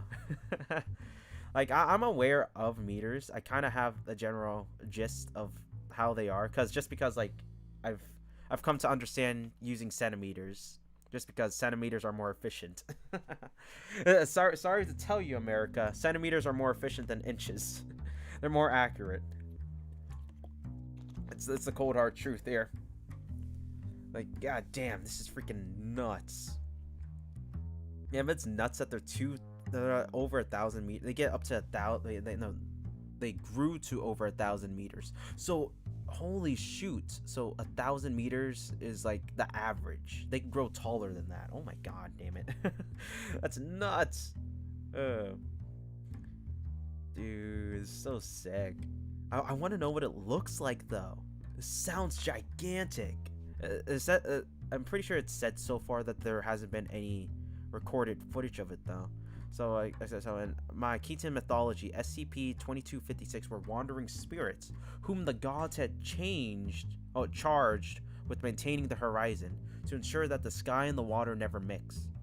They were characterized as well-meaning and friendly, but intelligent and often deficient in their duties, resulting in storms and typhoons. They were called Polo Ongaku Au, the ones who walk very slowly. In 1991, an internal biochemistry study revealed that Tuococa bore a strong chemical resemblance to the Foundation's own Class W mestic. Burju Kafka is 800 mirror. What's Burju Kafka? I feel like I know. I probably, if I see the landmark, I'll know it. How do you spell that? B-U-R-J. Oh, okay. I know what this is. Yes. I've seen it before. It's in Dubai. Yeah. Damn, that's also tall, man. So it's taller than that, too. Jesus.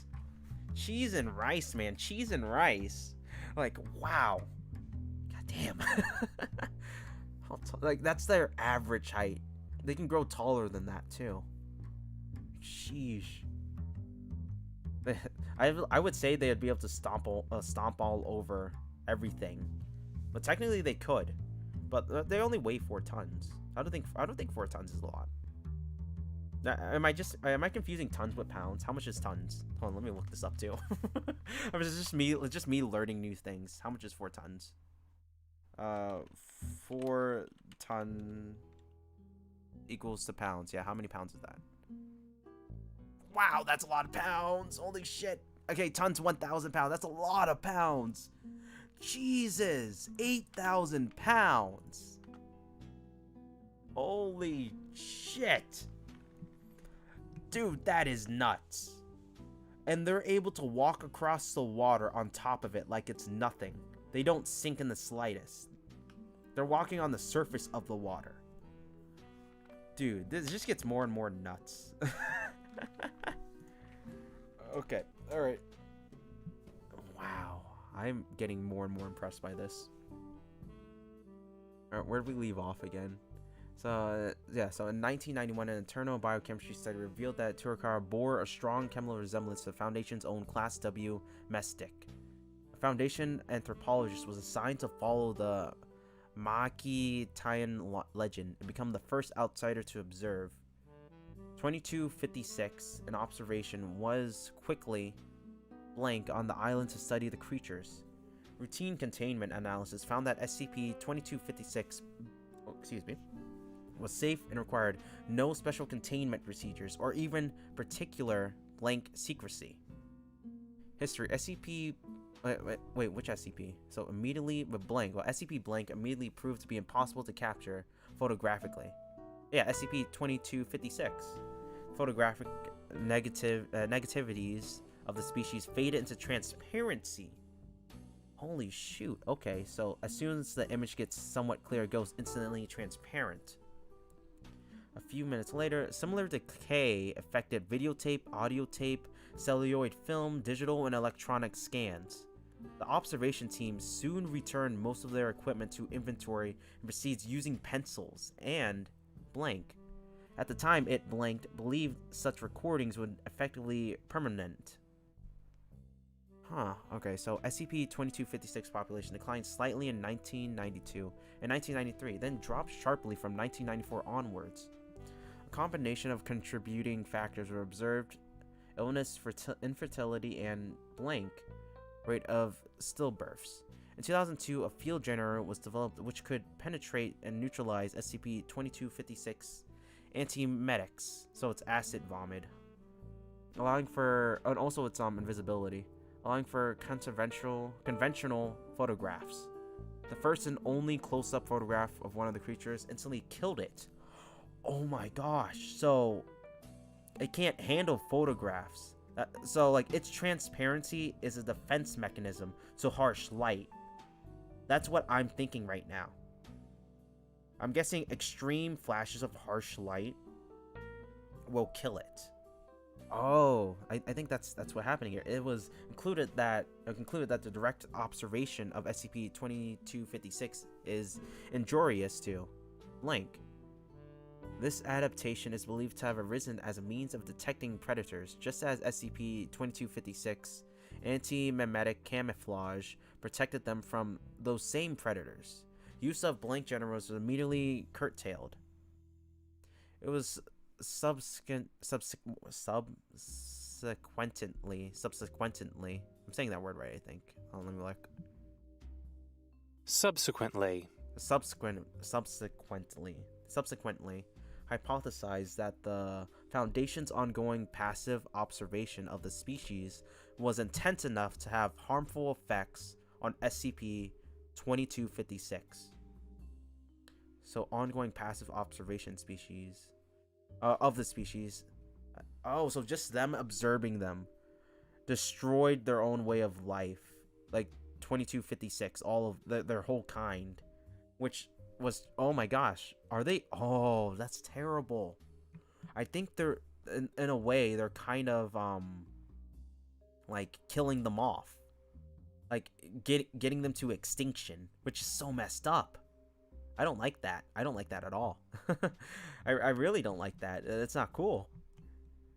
Alright, anyways, was that driving the species to extinction? Yeah, opinions differed sharply. The veracity of the hypothesis over blank thoroughly, it should be tested, and over what blank be done if proved to be true. Several extreme options were blank, including exterminating, oh my gosh, to preserve the data and completely expunge data to preserve. 2256, no firm conclusion. In 2003, observation of SCP-2256 was scaled back significantly, and the Foundation focuses from gathering the data to analyzing the blank data. However, SCP-2256 population continued to blank. I'm guessing, like, grow? I don't know. Or decrease. Oh, no, decrease. Okay. The last individual died near... I wonder if all these... let me disable Force Stark page real quick. No, there's nothing. Okay. I was curious. The last individual died near Tokolao on October 30th, 2006. Oh, rest in peace. 2010 discovered that anti-memetic camouflage, also characterized as decay or corrosion, was spreading through paper records of blank. As of blank, more blank, 60% of blank documents are blank, even with the blank strong magnetic dose. The effect is even blank. SCP entry itself, despite blank, shielding redundancy in blank. Since blank, extinct blank, new data blank, it can be generated. It is blank, that full contamination blank, 3 to 8 years. Wait, but an elephant can get up to 10 tons, so 4 tons is very lightweight. Yeah, I guess in that regards, yeah, it's pretty lightweight, but man, it's the size that makes it frightening. So it's 8,000 pounds is a lot. I didn't know about that about elephants though. Still, that's a lot of weight for something. Well, I know it's actually kind of surprising for something that tall. It's not that heavy, which makes it even more of a miracle can walk across the water like that. You think you'd have to be pretty light and buoyancy to walk across water. I guess not. I just really guess not. Alright, well, that is the last SCP for the night. Oh my gosh, man.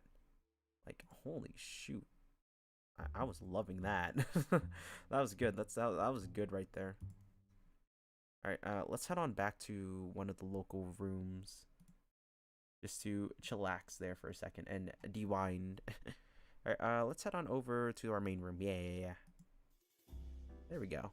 Ah, cozy. That was fun. That was a lot of fun. I enjoyed that a lot.